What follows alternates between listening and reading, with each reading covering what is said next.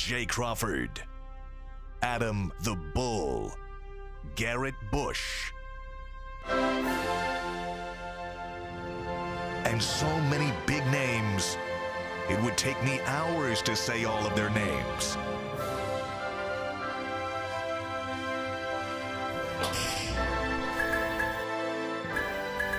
The ultimate Cleveland sports show. Booyah! D-Hop, Deandre Hopkins would love to be in a place where the opportunity is there for us to win. And like you said, we check all those boxes. And I think, for us to know and make sure we check all those boxes on the national stage, we got to go out there and prove it. And I think D-Hop would love to be a part of that and proving people wrong. Oh, that. There you go. There's Deshaun Watson. He wants DeAndre Hopkins here. That was yesterday at the Browns hoity-toity golf event there. Were you invited to the event? I was not invited. I guess we all were invited. We were all invited, media members, but I wanted to be invited to golf with the guys. You a golfer? No. No. Golfing is such a waste of time. I really believe that guys that golf just don't want to spend time with their families.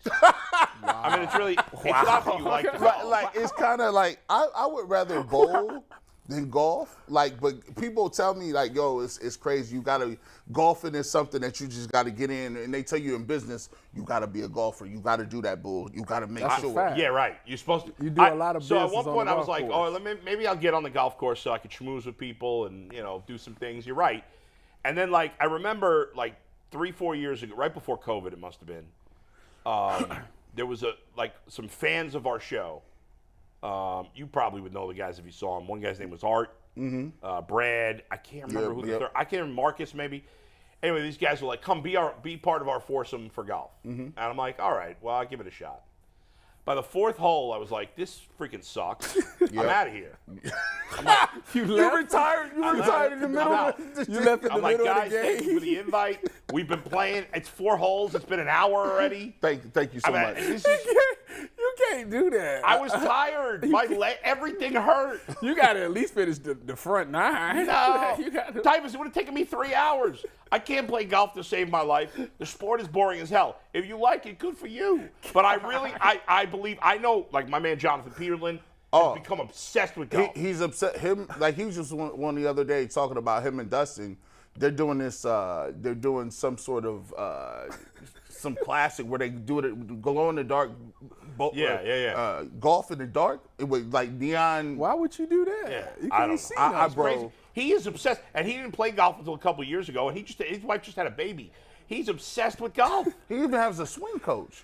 Does he? I didn't even know He has that. a swing coach now. God. They be doing way too much. I think I'm gonna leave my career has came and went. Speaking of golf, we'll rank Browns players' golf swings later. Obviously, we're going to get into Deshaun Watson and DeAndre Hopkins. An interesting exercise that Mike did.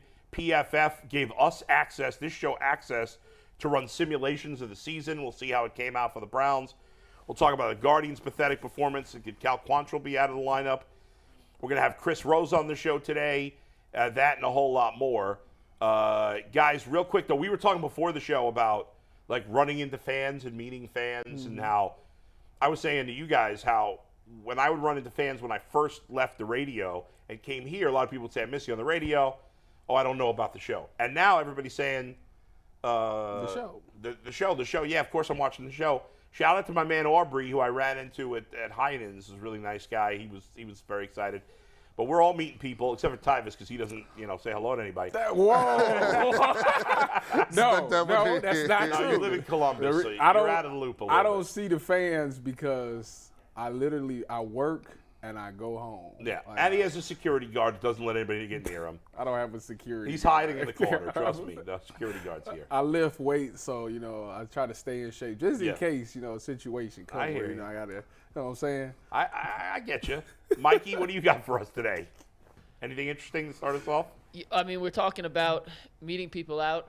I met a guy, Jimmy, at the gym yesterday, and apparently I met could have met Tyvis's radio producer. Yep. But she did not want to say hi because she heard me talking about the show I to told, someone else. I And told didn't want her to say MK. I told Meredith the next time she see you, say what's up, because Mikey McNuggets. I don't know why she didn't say hi. He is the star of this show. I mean, shut up. We are just pawns to him. So that's right. if y'all want to meet anybody from the show, it should be McNuggets, because McNuggets is without McNuggets there would be no show. Let's not get carried away. Yeah, come on. Let's take it down. The truth. He's 100 It's the truth. How important is it? It's McNuggets. Yeah, that's true. I ran into Meredith at Heinen's too. I'm running into everybody at Heinen's. Heinen's must be a really nice. It's happening. That's man. like your favorite place. But I go there to shop. What are you gonna do? One other thing I want to mention, Mike, are you able to bring this up? I asked you last second about this flyer, or can we do Anthony, it later, do you have or it not ready? at all? Yeah, you take tag word full, Steve. Shout All out right, Anthony. guys, this not is me. as you all know, my wife was diagnosed with leukemia 2.5 years ago, and for those of you who don't know anybody close to you who has leukemia, it's unlike any other cancer. Okay, so and I don't mean to diminish any other type of cancer, because many other cancers are very, very serious, but it's completely different because it's a blood cancer. There's no stages like there are for other cancers. It's completely different. It shouldn't even be called cancer, honestly, but it is. But anyway, my wife has had to have a lot of blood infusions, platelet infusions, all kinds of things, and so does every other person that is going through leukemia treatments. It's very grueling. It takes a lot out of the person.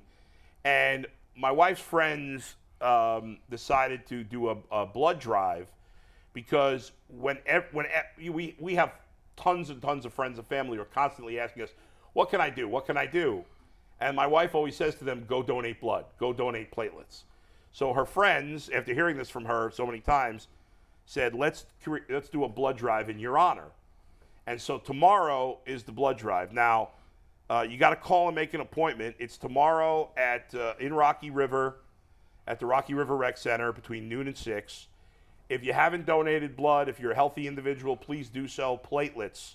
You could donate platelets. You could do a lot of different things. We had a major shortage of blood supply in this country over the last couple of years, and this is critical to the care of not just leukemia patients, but many other cancer and other type of patients. It is absolutely critical. So if you have time, please, even if you can't go out for my wife's blood drive tomorrow, which again is from noon to 6 p.m.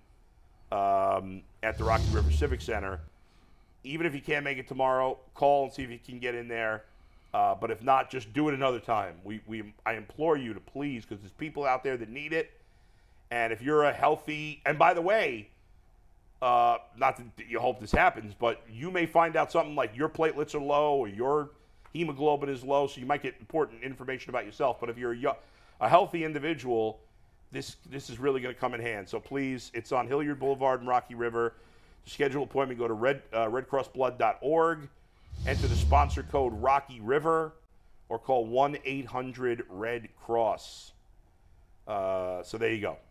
And again, if you can't come tomorrow, please do it another time. But there you go. I just wanted to mention that. All right, let's get to some sports here, guys, and let's begin. Let's go back to that clip we just heard.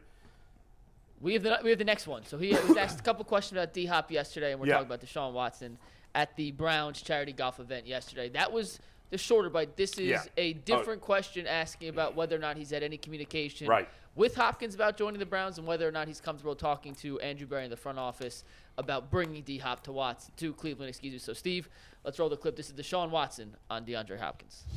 Well, me and D-Hop, we just naturally talk. We've been talking since, the Houston days, and then also whenever he left for Arizona, we're always talking. So, he's always been a brother of mine since I was coming out of high school. Our connection, our relationship has always been great. And I know there's a lot of things swirling around in the media of, him possibly coming to Cleveland. And, for me, my answer to that is, of course, we would love to have him. He knows that. We had a lot of connections, but, that's kind of out of my range of things, of kind of coordinating things. So all I can do is, make a call and see what happens, let AB do the rest. I like that fake giggle from He 100% when he up there just all giddy about it and whatnot. Yeah. Heck yeah, he want D-Hop up in here. I mean, listen, like I say, if I got a weapon like D-Hop, like Don't get me wrong. You were killing him on your podcast yesterday. Who? You. I was killing D. Said he's a shitty route runner. He is. He's not a great route runner at all. That's the facts. I'm not like, any catch he has is contested. Let's put that out there. But if I am a quarterback and I understand that my first year wasn't great, I'm gonna go to a guy that I know and I can trust. You know, for D-Hop, he don't need to be wide open. I can just throw it in the area and he goes and gets the thing and makes it happen. He's still one of the most productive wide receivers in the NFL. I mean, like I say, no offense to DPJ at all, but I would take D-Hop over DPJ. Even though DPJ, I think his career is trending upwards.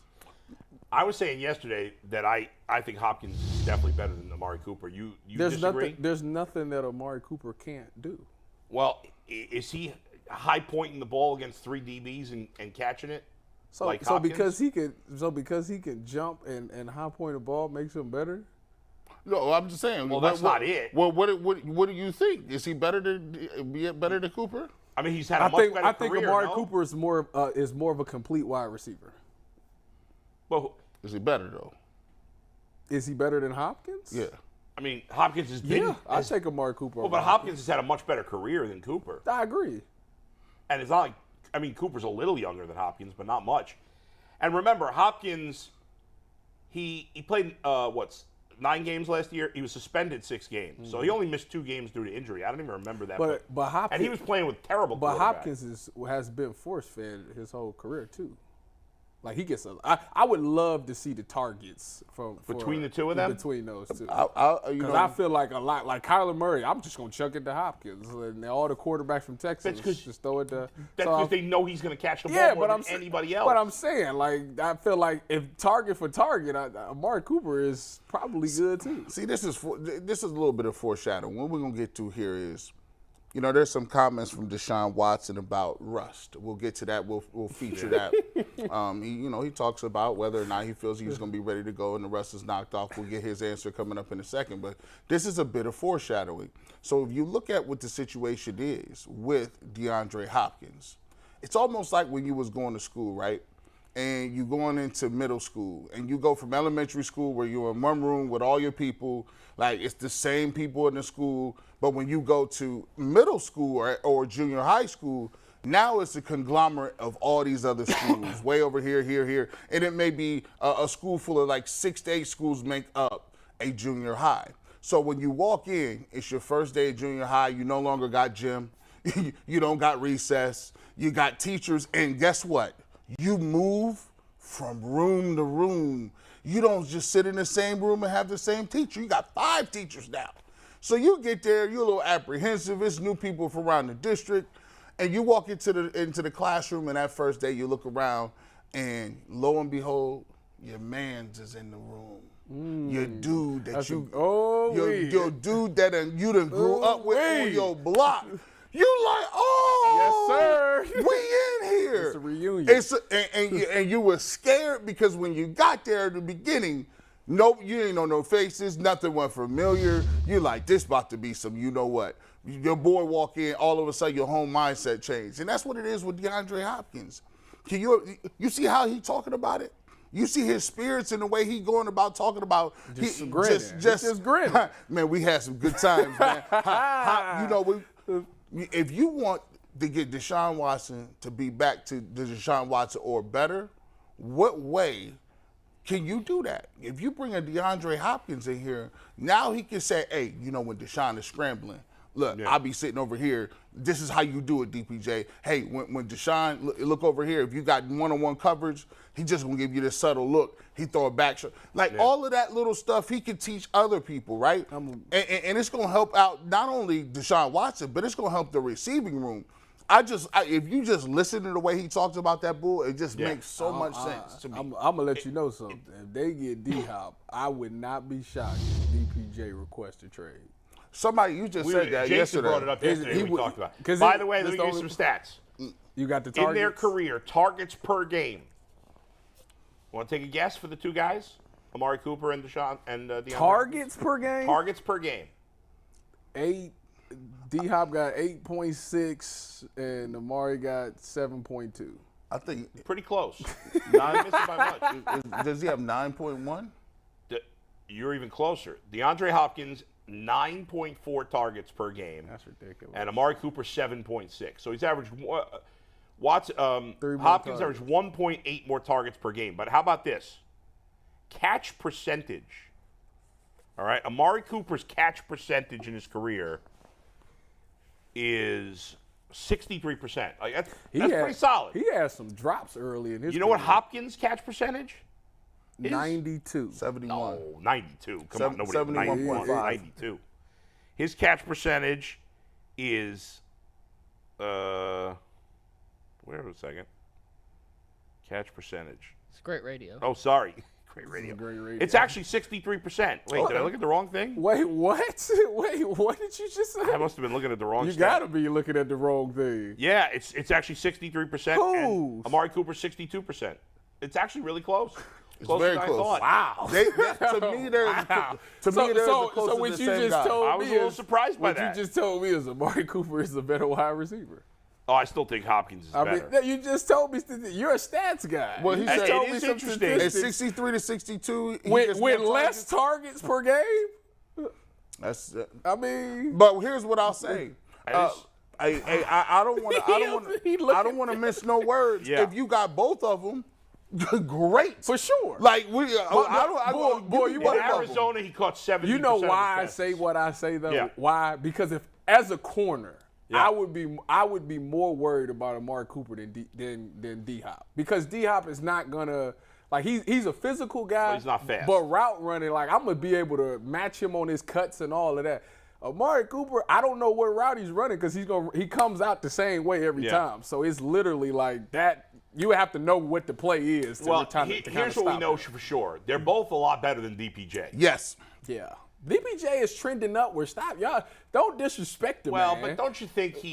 Listen, Donovan, listen to me, okay? You trended in the right direction. Now, the only thing about this is that right now people are trying to go off of something that they know. In a season where you got to have it with the Browns, everybody's worried because you haven't gotten 1,000 yards yet, and you had a great season last year, but it just at time. What do you have? What 3 touchdowns on the season or Yeah. something like that? You haven't been like really big on the touchdown, so that's where people are concerned at. Yeah. Now my thing is if they get D Hop, if I was you, I would request a trade because they're gonna mess up your money. But I would. you would because I he's never wouldn't. gonna get paid. I would not do that. How is he gonna get paid sitting behind so being the third? He's not string? getting paid anyway. He would if he has a good season this year. He'll at least force the issue. Right, but I somebody got to do it. You think he's going to do any better than he did last year, even if they don't have Hopkins? Yeah, about 90% of players do unbelievable in their contract year. They Now do. he has Elijah Moore fighting for I just don't know there's enough receptions, targets Cedric for him either Tillman. way. He's the eyeball. He's between a rock and a hard place. Okay, let me ask you this. Yeah. Y'all say with Elijah Moore, okay, that's even better for him. So you're a defensive coordinator. Who has to be stopped? Between Elijah Moore and DPJ? No, between all the 3 receivers, Amari, Cooper. DPJ, and Cooper. Okay. Cooper, yeah. Who's second that's got to be stopped? Nick Chubb. Shut up. No, that's hold on. Shut up. That's I'm a about to- very. We talking that's- receivers Hey, only. hey, that's valid, McNuggets. That's Thank a really you. outside Don't of my listen. thought. McNuggets is behind the glass. He don't count. I think, now, DPJ had a better season than Elijah Moore Okay. did, but I think Elijah Moore's a better player. So you would game plan for. I don't know that I'm that worried about either I'm of those just guys. asking. I would say Elijah So Moore, DPJ too. is third on your mind. I think if you so. lost the game to DPJ, you can live with that, right? I think so. My point exactly to Yeah. why he should stay, why he should be As- do well this year. I think in the end, do you think Hopkins is going to end up here? Because I don't. All right, this is the thing. If I'm D Hop, okay, what do I really want?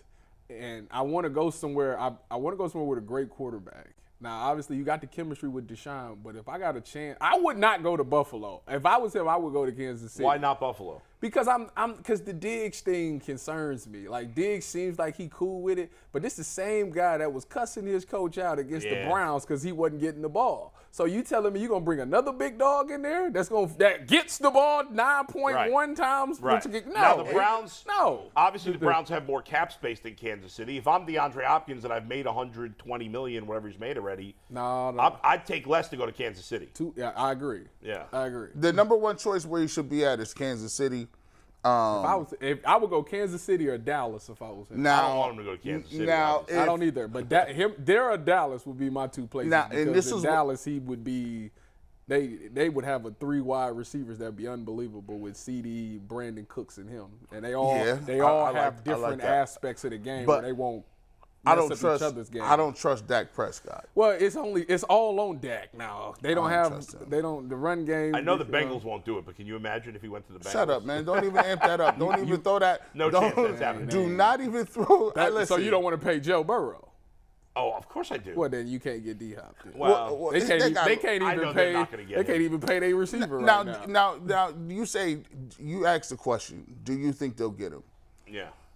I will be very surprised if they do get him. I agree. Yeah. If they let me just say It this. popped up on if my the phone. Browns land DeAndre Hopkins for the first time in the history of the organization, I will say that the Browns are literally doing everything they can to win.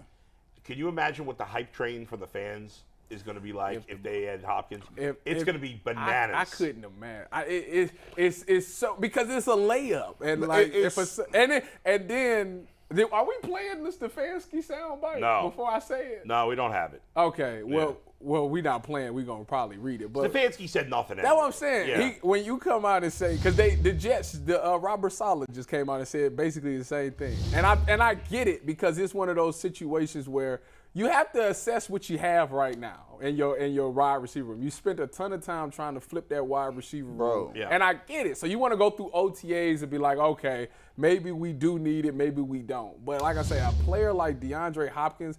We need guys that's established in this league, that's done it year in and year out basis. Somebody that we know for sure can get it done. And right now it's question. Like outside of Amari Cooper, the rest of them is question marks. I don't even like the fact that they keep putting Cedric Tillman's name in the mix. Yeah. He's a down the liner. He is a rookie. David Bell, stop putting his name in the mix. I really don't even want Marquise Goodwin. Whoa! The reality is. Whoa! Hold on. Wait a Here's minute. a fact. Wait a minute. Here's a fact. No, because they see that's my boy you're talking about. Yes, your boy. Marquise Goodwin is the Will Fuller of this team. Here's a fact, and you said this too. Injuries. The Browns have Will Fuller had injuries. The Browns have one player on their entire roster who has had 900 receiving or more yards in a season. One. Amari Cooper. That's it. So these other guys, that's what I'm saying. We like some of them. And people that be sitting there talking about they don't want D-Hop. Like, you're lying. You're lying to yourself if you say you don't want a guy that's been extremely productive on a year in, year out. Some guy that you know is on third down or when we got to have it has the ability to get it done. Why? Because he's done it. The rest of them, like I say, I haven't seen it yet. We think that they will, but we don't know. Yeah. I'm going off of facts and what I know. Let's go ask the defensive coordinators for Cincinnati, Pittsburgh, and Baltimore. Would they rather the Browns have the DPJ as the second receiver or DeAndre Hopkins? I think that's a pretty obvious answer. And I'll pose this question. See, I need to help y'all learn to be better arguers with people that don't know anything or like cliches. Tell me, if money does not matter, first of all, a person worried about what the owner spends in money is ridiculous. Yeah, right. I don't know I don't know why you would care what Jimmy Haslam spends. Second of all, you worried about the cap? Let me just tell you something. You can't balance your checkbook. How do you feel like you know about the imaginary salary cap? Like, oh my God, you can count all our money. We can take all our money out of our accounts and put it right here on the floor and count it. That's how poor we are compared to billionaires. At the end of the day, here's what you tell them. What is the downside to DeAndre Hopkins? Zero. There is no downside. And here's the argument that the know-nothing will say. It'll be like, well, we don't need him. And then we'll say, well, he's better than the guys you got. And then they lose that argument, and then they will go to the salary cap. What about the salary cap? It's going to come. I don't give a rat's ass. You could kick the can down the road on the salary cap as long as you want. Listen. You got the master of manipulating the salary cap at Andrew Berry. So if they wanted to get it done, they could get it done. Not to mention, like you brought up the fact that like the Bengals got to sign Burrow, they got to sign Chase, they got to sign Higgins. I don't know. I'm sure they'll sign Chase and Burrow. I don't know that they're going to sign Higgins. They should. If they don't, I'm gonna be pissed. But the Browns have already signed those guys. Yeah. Like, who do they have to sign right now? Yeah, and by Who's getting an extension right now? Nobody. and there's no big, huge names. Garrett got paid. Ward got paid. Antonio's been paid. The only thing I see is, and it's sad because like the Browns do this a lot, where they look to the future way too much than what they're currently on. So if they didn't get, to me, this is what I think. If they don't get D-Hop, then what they're essentially doing is trying to see DPJ, Elijah Moore, and Tillman in action and get them the experience, because Elijah Moore, you don't have to pay for a while. You don't have to pay Cedric Tillman, but you will have to pay DPJ, but he's not going to break the bank. You know what? I'd love to see Tillman next year. That'll be great to see Tillman in 2024. When I interviewed Tillman, after he got drafted to the Browns, he said that his NFL, who he looks up to, is DeAndre Hopkins. So what better way a lot of young players than to let him come in and at least be mentored by his favorite player? I don't want to see him, Bell, Schwartz. Only time I want to see them is on victory formation. If you want to put them in and huddle real close to the quarterback when we taking a knee and winning the game, cool. But at the end of the day, y'all got to realize something, man. The Kansas City Chiefs can do that. Stop trying to pattern, yo. How many times did we hear, hey, we need a pattern, build through the draft. Look at the way Golden State did it. Well, guess what? You didn't win that way, and you wasn't going to win that way because LeBron came back and you won. At the end of the day, people be putting too much emphasis on these unknown picks. At the end of the day, if it's the playoffs, who you feel comfortable with going into Cincinnati, going into Buffalo, going into Arrowhead, you need to win, and you talk about Cedric Tillman. He's had a Well, the thing is, they act like the players won't get better. Like, receivers rotate, so they'll still get their burn. Yeah, I mean, like Cedric Tillman need to just he need to understand the speed of the game. He needs to understand the experience. Yeah, he needs to get get a his few speed. plays But here and there, it's not a guy that I'm going out there saying like, this is the guy that we got to have it. So let's go to him. On like, good teams, rookies don't have to play the first year.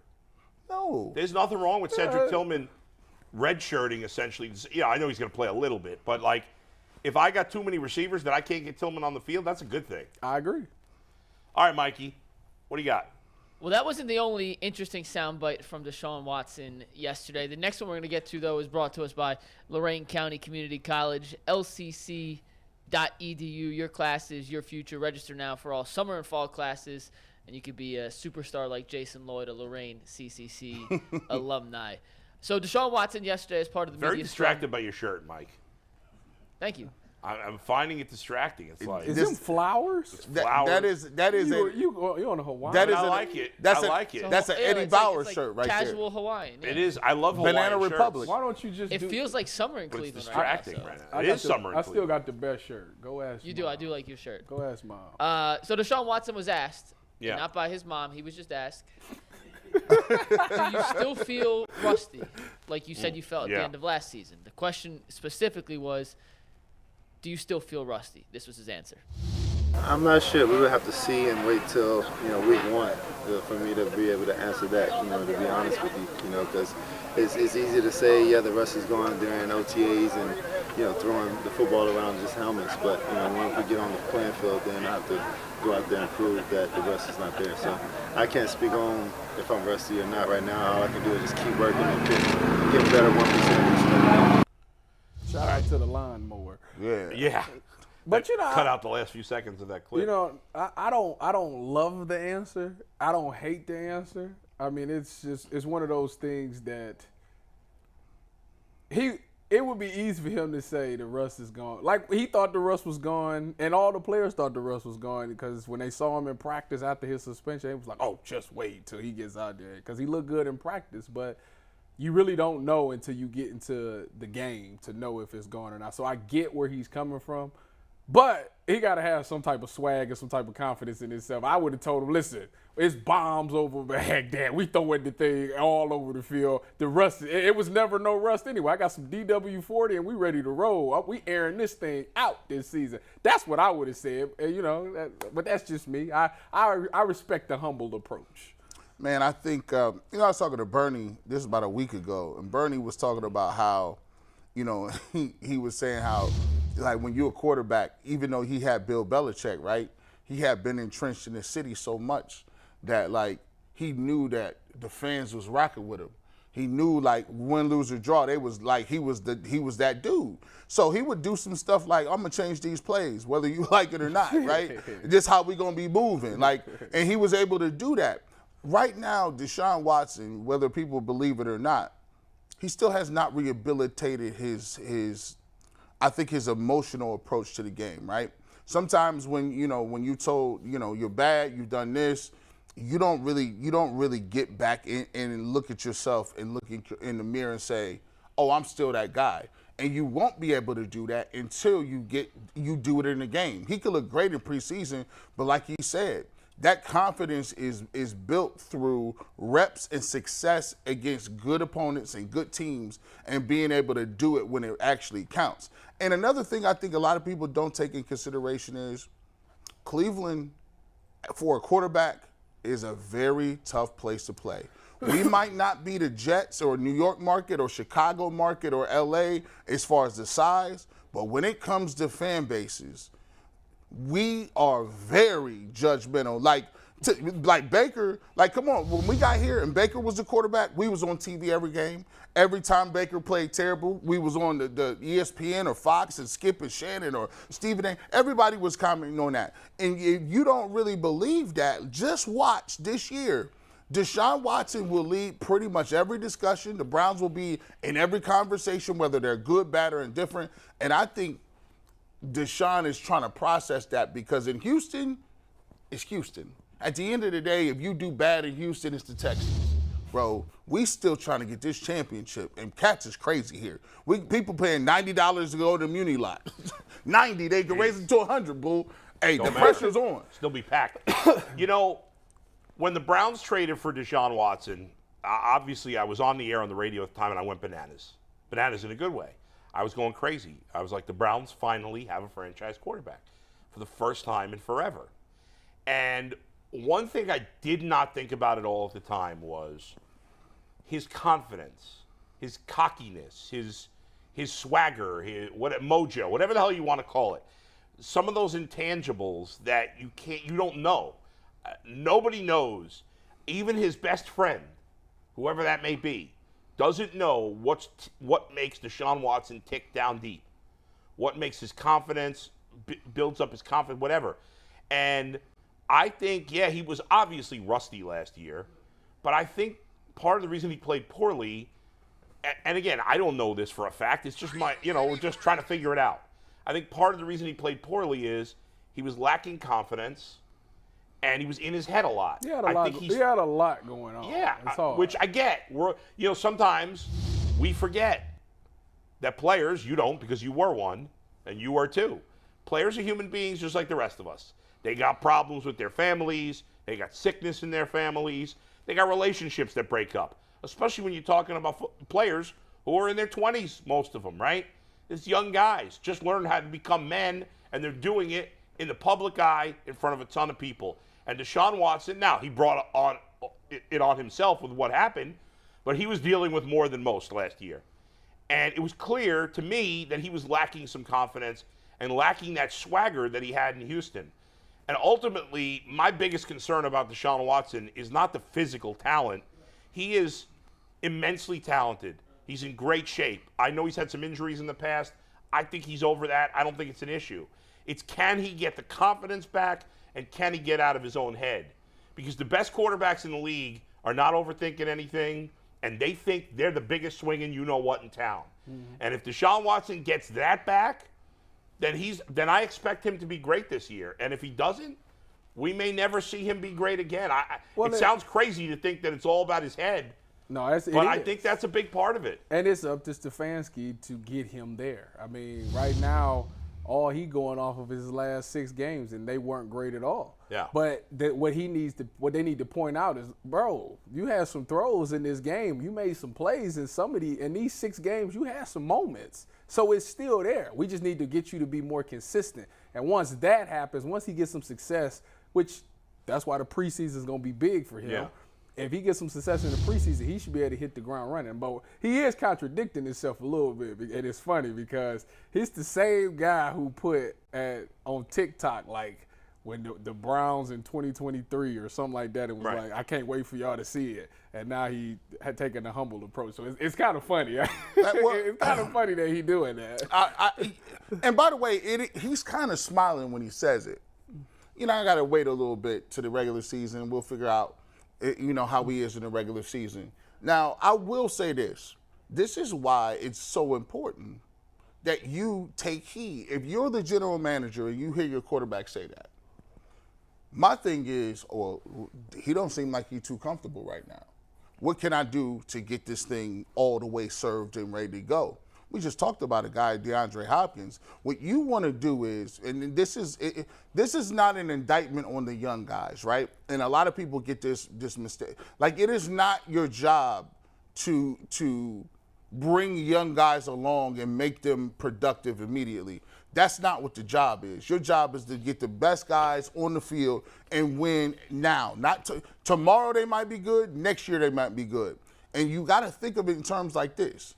If your quarterback is saying those things and he's not over the top comfortable with exactly what's going on, think about what you could do to ease that angst. If you look out there and you got 3 wide receivers, and they Elijah Moore, DeAndre Hopkins, and Amari Cooper. David Njoku is your tight end. And behind you is Nick Chubb.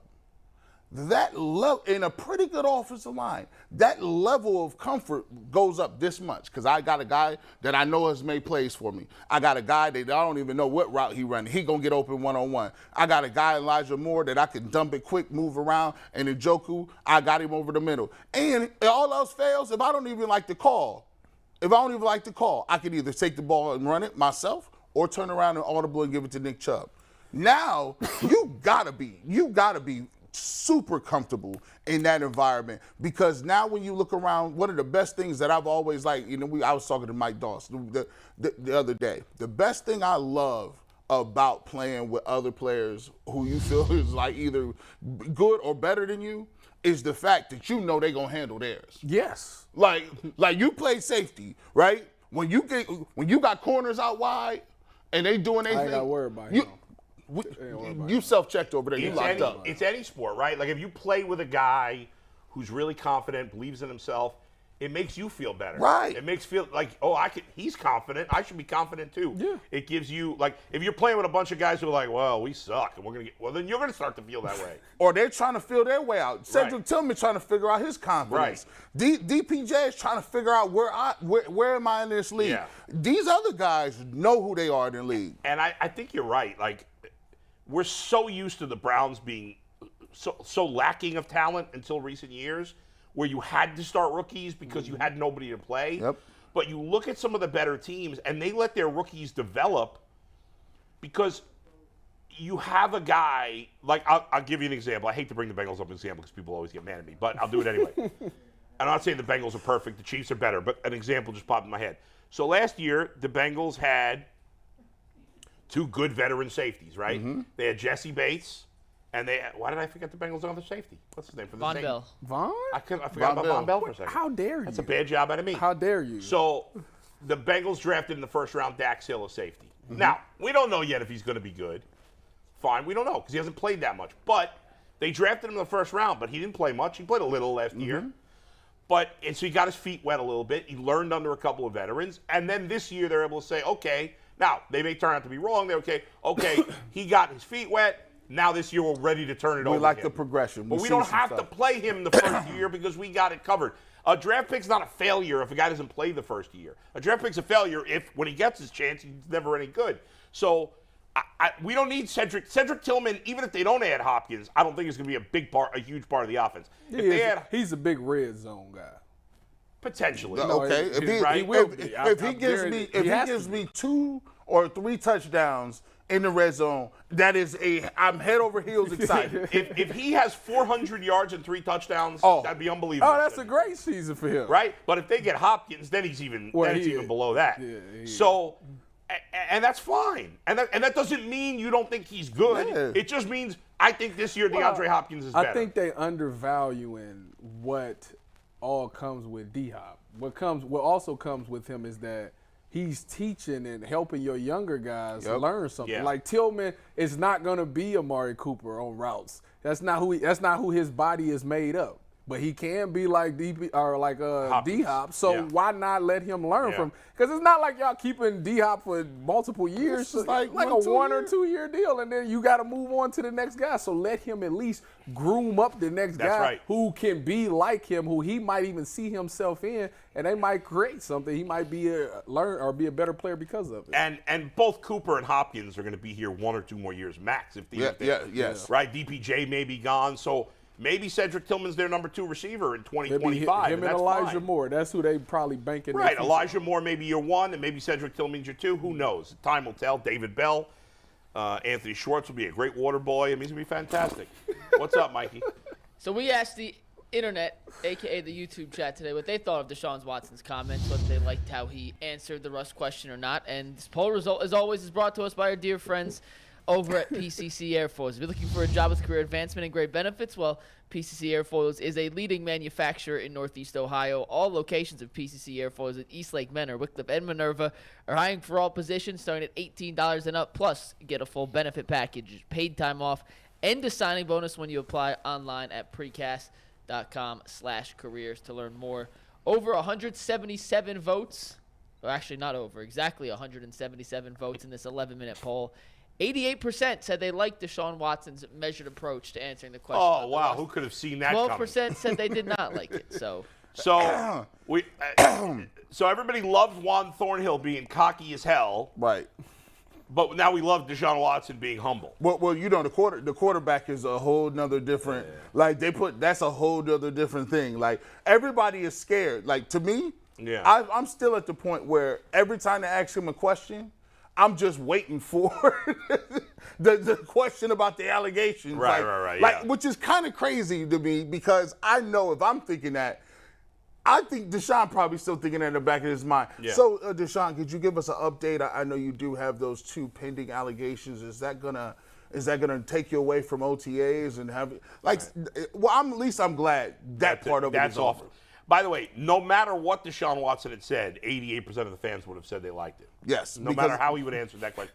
And I don't even care that he answered that question that way. I just think it didn't help my thoughts that maybe he's lacking some confidence. That may not be true, but it certainly didn't make me feel. I mean, it could be one of those things that he could have an on the field and an off the field personality. Sure. And you don't have to marry the two together. You could be cocky on the field but be the nicest guy off the field. So maybe that's the. But I hope that's the approach. I don't think being cocky makes you a bad guy.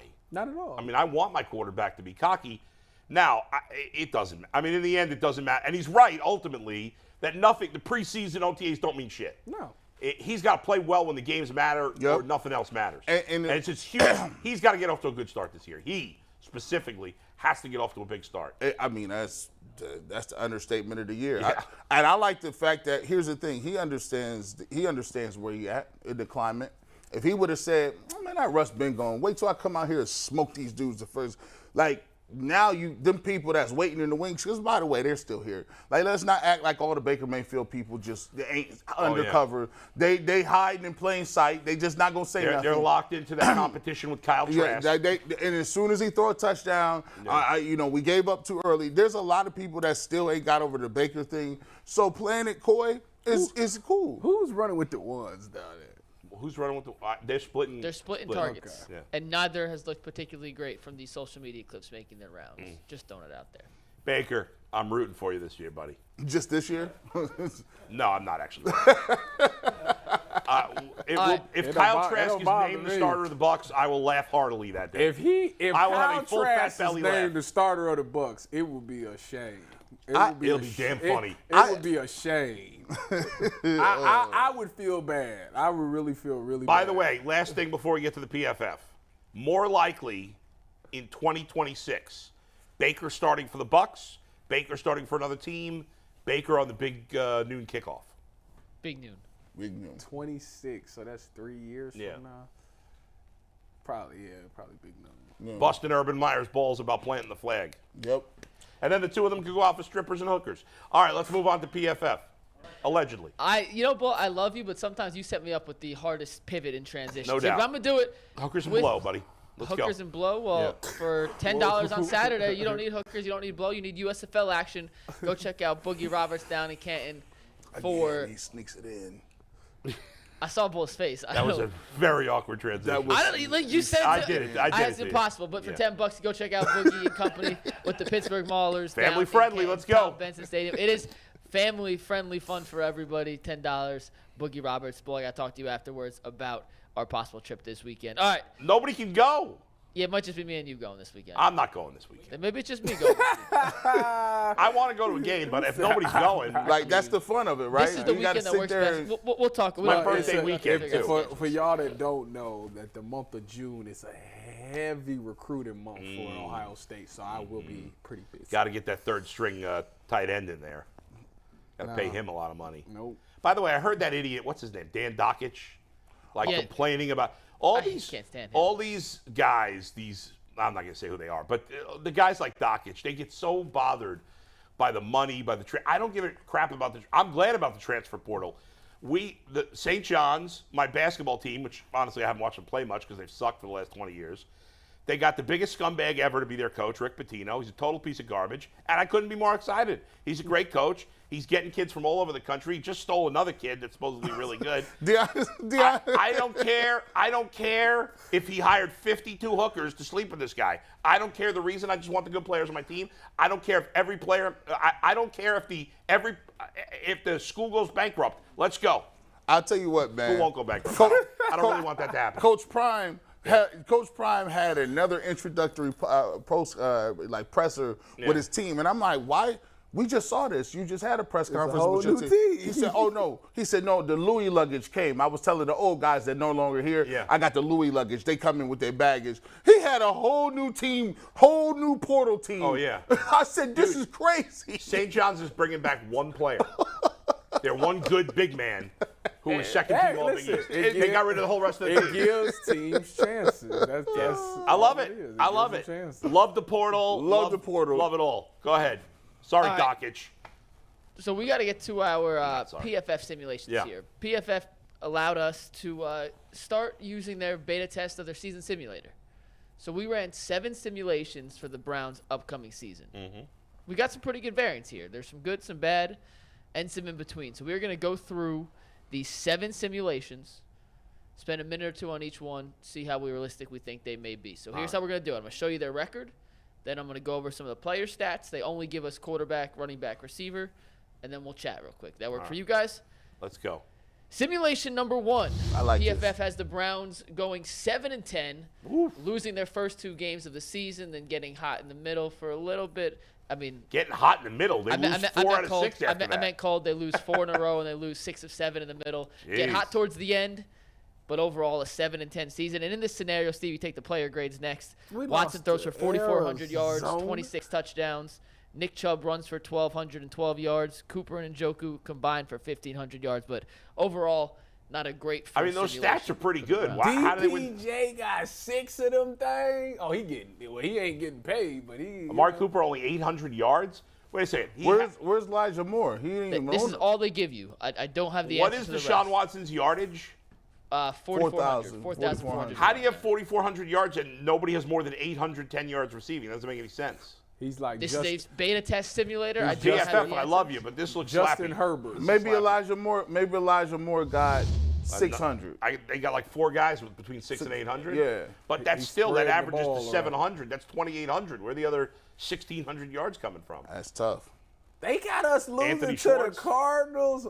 Oh, man. 7 and 10. Now, Shoot this me is, dead this if is we not lose to the them. This is a Cardinals. computer simulation. computer. So, And we did 7. All 7 are different. all right. So you ready for the next one? Yeah. This is simulation 2. How about a 10-7 record here? Yeah, we'd like that. They lose to the Bengals to start, then they reel off 4 straight wins. They lose to the Cardinals again in this one. Damn, they lose 4 out of And 5. they lose 2 in a row, but they And then do win. win 5 making us lose. later in the season. In this simulation, Deshaun Watson threw for 4,900 yards and 35 touchdowns. Nick Chubb rushed for 1,409. That's what I'm talking about. Amari Cooper That's what I'm close to talking about. 1,209 There's Elijah touchdowns. Moore. And Elijah Moore This is his highest of all the projections, 60 receptions. This is where we're supposed to be. I mean, that's yards. a great year. The interceptions are a little high for Watson at 13, but if he throws 35 touchdowns, I can live with 13 interceptions. Hey, listen, 4,800, 35. Look, and by the way, look at the touchdowns. 1,100, look at this distribution. And by the way, Nick Chubb scores almost 10 touchdowns and has 1,400 on the ground. Damn.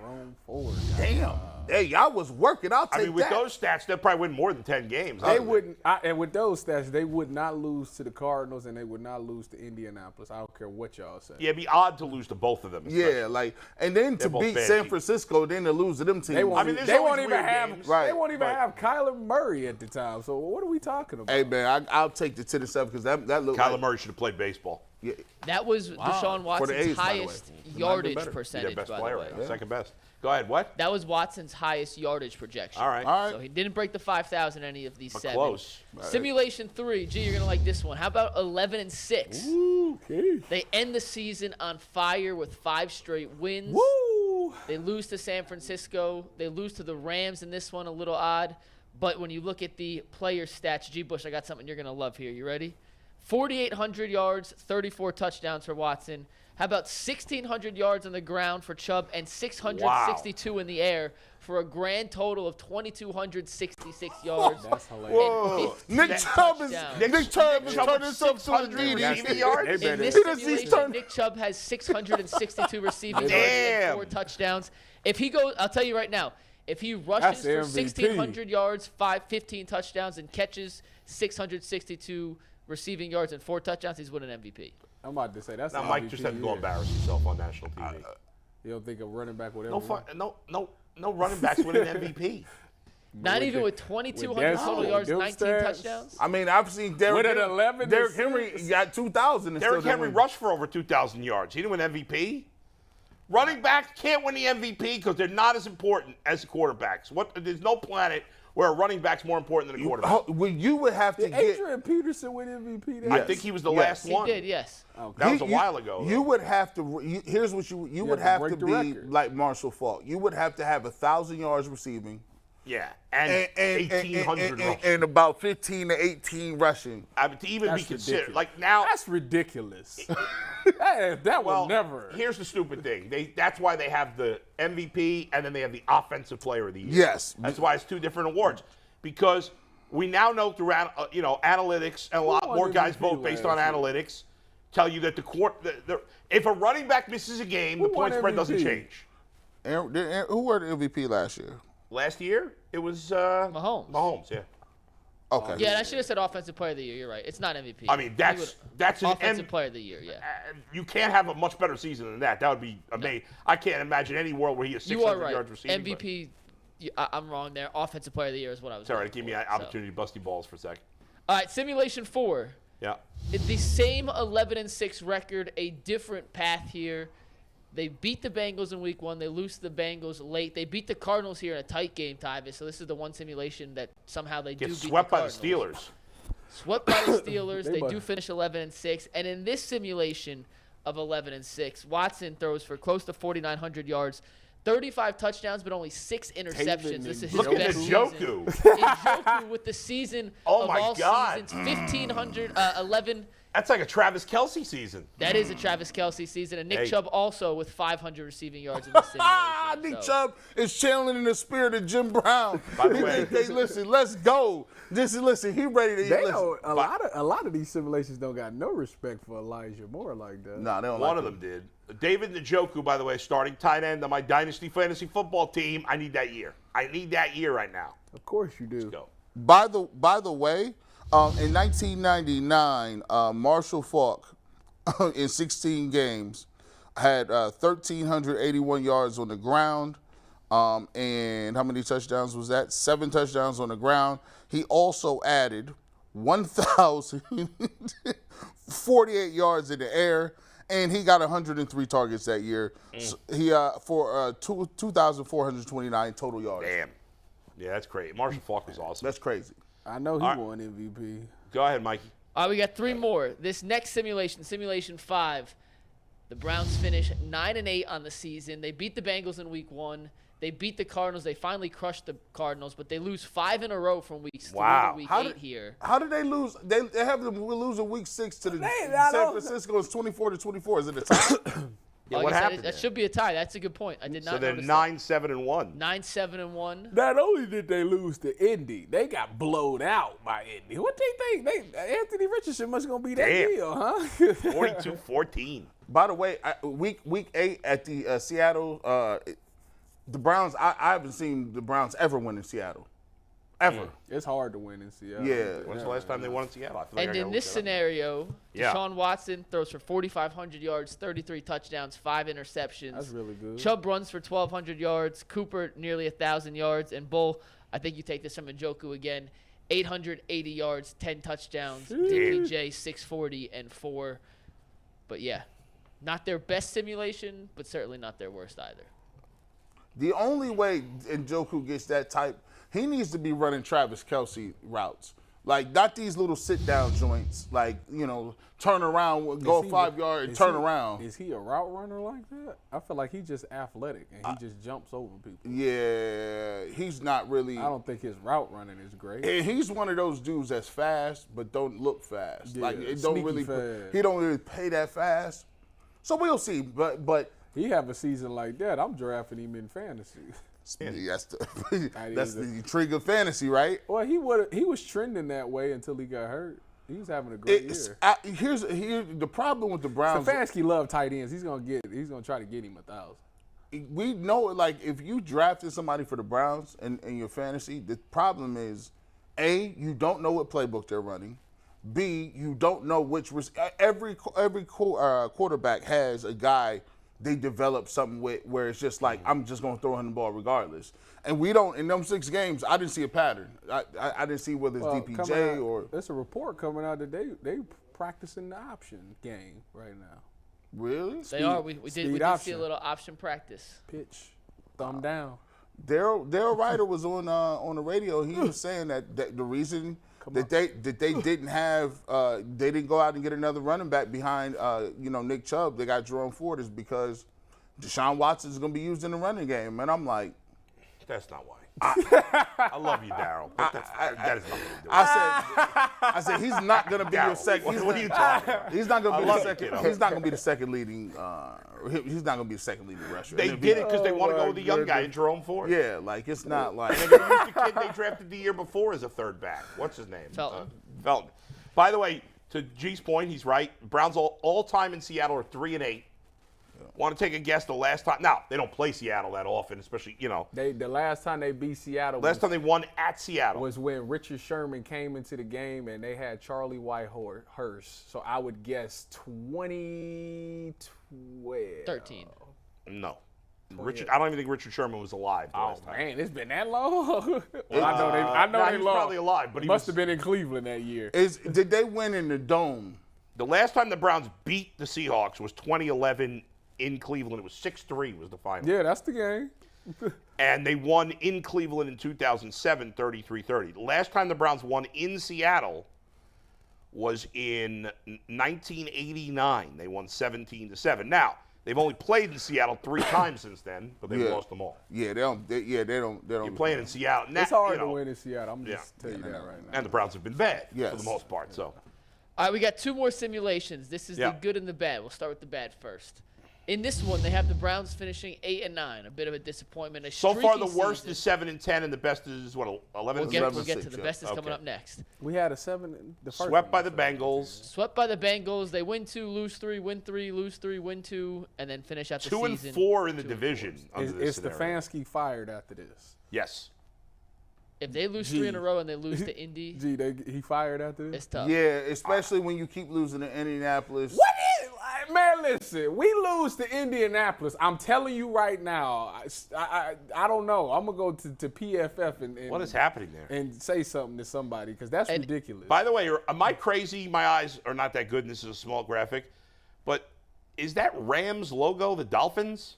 No, it's the Rams. So it is? Your the Rams. eyes is bad. And in this eyes are really scenario, part of the reason for their streaky success is Deshaun Watson was good, but he threw 16 interceptions in Damn. this one. 4,500 yards, 27 touchdowns, 16 picks. Chubb was a monster on the ground, 1,550 yards, almost 2,000 total with 9 rushing touchdowns, but no receiver eclipsed the 1,000-yard mark in this season. So as far, the Browns. we only had one season where one receiver had 1,000. Oh No, I guess it's been more than that. Cooper and Njoku each had a season with that. Actually, to be truthful, and they tell me they don't want D-Hop. I don't Hilarious. think it's that crazy. Hilarious. I could see if as constituted, I could see them throwing 16 interception. You know why? It's because these guys ain't really DPJ. Even when he's open, he ain't open.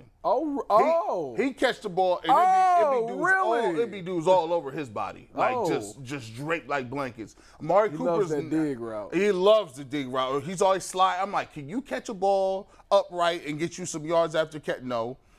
Elijah Moore is a smallish receiver.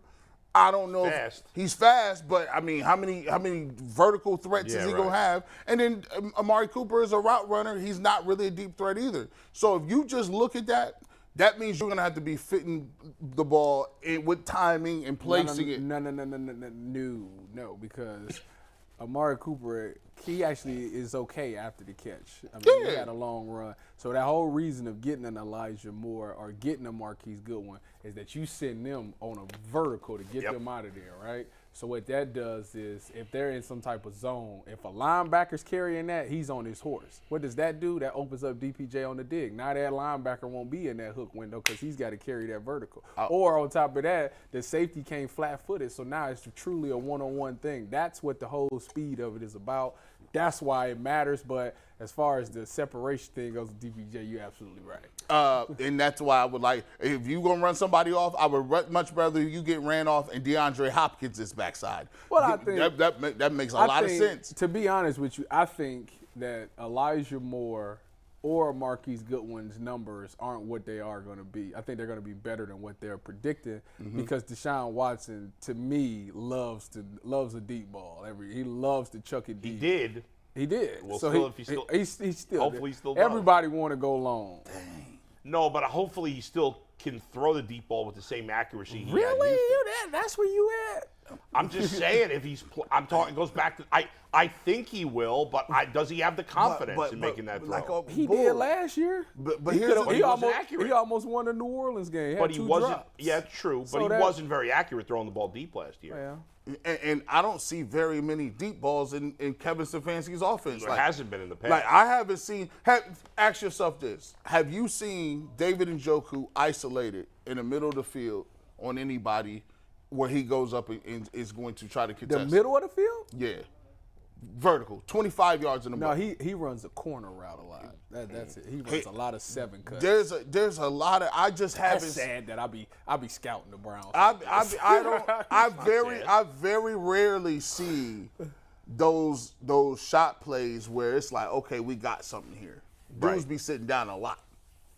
All right, Mikey, you got one more for us. We have one more, and this one I think is the one Browns fans will like the most. I see no flaws in this one. You ready? But before we do that, it's 12 o'clock. No, I'm playing with you. No, we're going to do that. We're going to do the read after. Let's take this last simulation here. Steve, in the final simulation, how about 14-3 for the Browns? Start the season off with 7 straight wins before a loss to Arizona. They stumble at Denver in Week 12 and then lose to Jacksonville at home in Week 14. Other than that, they run the table. They sweep the AFC North. What's funny about that is 14-3 prediction from PFF. What's funny is a team that went 14-3 and they would lose to the worst team on their schedule, Arizona, and like at best a mediocre team in Denver. That's funny. And in this scenario, Deshaun Watson throws for 4,500 yards, 28 touchdowns, just 10 interceptions. Nick Chubb runs for 1,200 yards, picks up 400 in the air for 9 touchdowns, and the receiving numbers must be as balanced and evened out as humanly possible. I'm a big PFF guy. This is the stupidest thing I've ever seen in my life. How would you possibly go 14-3 with nobody putting up magnificent stats? Zadarius Smith has 19 sacks, and Myles Garrett has 24. 23. I mean, Deshaun Watson's stats are very good there. But they're not like all world. I mean, what you're telling me is that the defense under Jim Schwartz was the best defense we've ever seen. I mean, it better be. I mean, can people not get the football off? Can I see some of them scores though? Yeah, what are they winning? 10-0 every game? Can we see the scores that are like? Because I think some 13. I mean, those offensive numbers are good, but okay, so that's not the four. There you go. 27-10, 24-10, 23-7, 37-10, 21-10. I mean, they scored a lot of points. 29-21. They shut out Seattle. They beat Baltimore 13-6, 15-13. But the defense is the dominant. defense is sensational in this simulation. The only games they gave up. Love that. They gave up 20 to the Bengals in the first game, 21 in a win over Indy. We go to Seattle. They give up 35 to Arizona. 35 to Arizona, ridiculous. 26 to Denver. But everybody else was getting skunked. 23 to the Jets. There's only 6 games where they're giving up even 20 points. So you ask, how do you put up 14 wins without a dynamic offense? Is you completely shut down everybody? To me, this simulation is silly. I'm throwing this one away. I'm throwing the 7 and 10 away. Hold on. The rest of them are all between 8 and 10 wins. Hold on. PFF's grades was so Kool-Aid-ish, my knees are starting to move. The Tuca knee jerks knee. Oh, look at my knees. Oh, look at the knees. By the way, y'all is tripping. Y'all's knees, you tore 2 ACLs with that 14 and 3. They went to Seattle Gary and Baxter. won 19 to nothing. Like, for real? Listen to me. You ain't skunking Seattle in Seattle. Like that. That's ridiculous. Baltimore scored 6 twice. 19 to nothing. Baltimore scored 6 points. Man. And they swept the AFC. Stop. I think Geno's going to suck this year, by the way. I do too. I don't. Wouldn't shock me. I don't. Oh, I I don't do. think he is. Yeah. He got too many weapons now. He can't suck. Oh, he could be Geno. I think, as a matter of fact, I might pick JSN up on fantasy. I think he's going to have that type of year. I don't know about that, but go ahead. Go Bucks. It is 12:05, which means we've officially entered the lunch hour of the Ultimate Cleveland Sports Show. And that, as always, is brought to us by Colleague Companies Championship. Check them out July 12th through the 16th at the famous Firestone Country Club. It is fun, family-friendly events for everybody, including free admission for kids and concerts every night. Check them out at colleaguegolf.com. We have our first guest joining us in about 10 minutes, but until then, we have to talk a little Guardians Bowl. And yesterday, after a really good weekend, especially on the mound for the Guardians, it was a disappointing performance from one Cal Quantrill. With McKenzie coming back, with Savali coming back, how hot is his spot in the rotation right now? I mean, I think at this point, he's the odd man out because Tanner Bybee and Logan Allen have been great. Shane Bieber's not going anywhere. He's been good, not great, but he's been good. And Tristan McKenzie, is their best young starter, at least in terms of proven. So he's not going anywhere. So those 4 guys are a guarantee. So the last spot in the rotation is between Quantrill and Savali. Now, Savali hasn't pitched very well, and then he's been hurt. So I don't know what the plan is. But Cal Quantrill got absolutely torched yesterday. What did he give him? 7 runs, I think? 8? Yeah, 7. Oh, no, 7. I think 7 runs. I think it was 7. He got hit up good, though. Now, he was their 3rd best pitcher last year, and he did a nice job. But last year. He doesn't have much of a track record before last year, and he's been absolutely awful. I think. Don't do that because he has some games early. What's his ERA, Mike? He has some games. It's got to be over 5. Where he was pitching 7 innings and they was winning. You can't have 2 good starts and 8 bad ones. Now, you right about His that. ERA is 5.61. Yeah, I can't throw a pitcher out there when he's got a 5.61 ERA. And plus, I think this is a new age. Like, I think pitchers have evolved kind of like quarterbacks have evolved.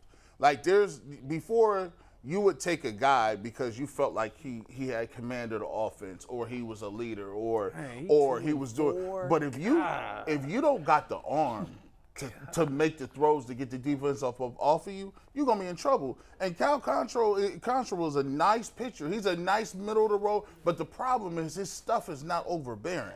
And when it's not overbearing, that means you got to hit spots. You got to hit different positions. And if 1 inch here, 1 inch here, when you're throwing low 90s, that's very hittable. No, you're 100% right. He's not a hard thrower. He doesn't do anything great. Them young boys. He had good command last year. He hasn't had it this year.